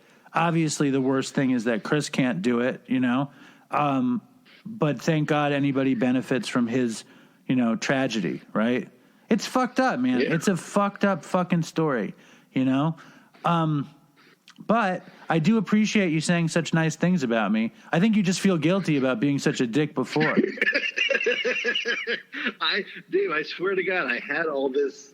I'm not making this up on the spot. This stuff was, I told you I was looking forward to this conversation. I just had to get all the other stuff out of the way. Well, I think this might have been your greatest Dopey appearance ever. Congratulations. Thank you. We'll see what the fans have to say. All right. So it's really important that you go on iTunes and subscribe to Dopey and leave a 5-star review. Right. Oh, shit. Check this out. Some dude left this review. And my dad hasn't been on the show for a little while, Yeah, that's true. Those are the best. Your dad and Linda are the best. Well, my dad hasn't been on in a while, but somebody wrote this 1-star review, not posting bad reviews by VC at O. And he wrote, or she wrote, not cool, but actually makes sense for this production to roll this way. What the fuck does that mean? What the fuck does that mean? Tell me, what does it mean? I have no idea. Is he angry that you're telling people not to write 1-star reviews? I have to say one other thing, Dave, which it's funny that you said right before you read that review, I was about to say, leave a 5-star review unless you want Dave to read your review on the air, in which case leave a 1-star review and you'll definitely get on the air. Don't say that. I don't. Your absolute favorite one to read on the air. Please and don't. Then that's what you read. Please don't say that. I'm going to read a 5-star review now. My new jam by LFA 20. This is what our previous conversation was all about. You focusing on, the one person who didn't do the thing that you wanted to do instead of the thousands of people who are with you. These motherfuckers have a lot of nerve, is all I have to say. Here we go. My new jam, 5 stars by LFA 2020. I came across your podcast a couple weeks ago and instantly became hooked. I am coming up on 8 months clean, and your podcast has been oddly therapeutic. My boyfriend is in recovery as well, and I got him hooked too. Every time we get in the car, he asks for me to turn it on. So last night, I showed him where the podcast app was on his phone and subscribed for him. Thanks for being real, and toodles for Chris. That is beautiful. Thank you very much. Everybody subscribe to the podcast, leave a 5-star review, send in 5-star. 5 stars, not 1 star. 1 star hurts me. It damages my psyche. Don't hurt Dave. Yeah, my delicate psyche. He really takes it to heart. I can't handle it. Guys. He cannot handle it at all. I can't handle it. I can dish it out, but no. I just can't take it. Anyway, Jimmy, thank you very much for coming on.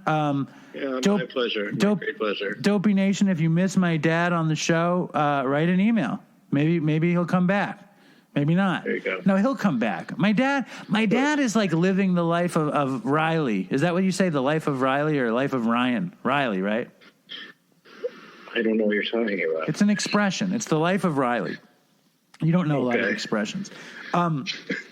He's like having the summer of his life. He's like living at the lake because the city is so bad, and he's actually enjoying himself. So it's nice. That's awesome. Yes. He's like having dinner with friends and doing this and that. Last week, he texted me, I can't do the show tonight, which is interesting because he never does that. Anyway, look for my dad soon. Yeah, it's good. It's good. It's good. Thank you, Jim. And thank you. You want to say goodbye first? You say goodbye. You end it for us. I'm no good at ending it. Okay. Stay strong, Dopey Nation. Stay strong, Dopey Nation, and toodles for Chris. Yes, fucking toodles for Chris. There you go.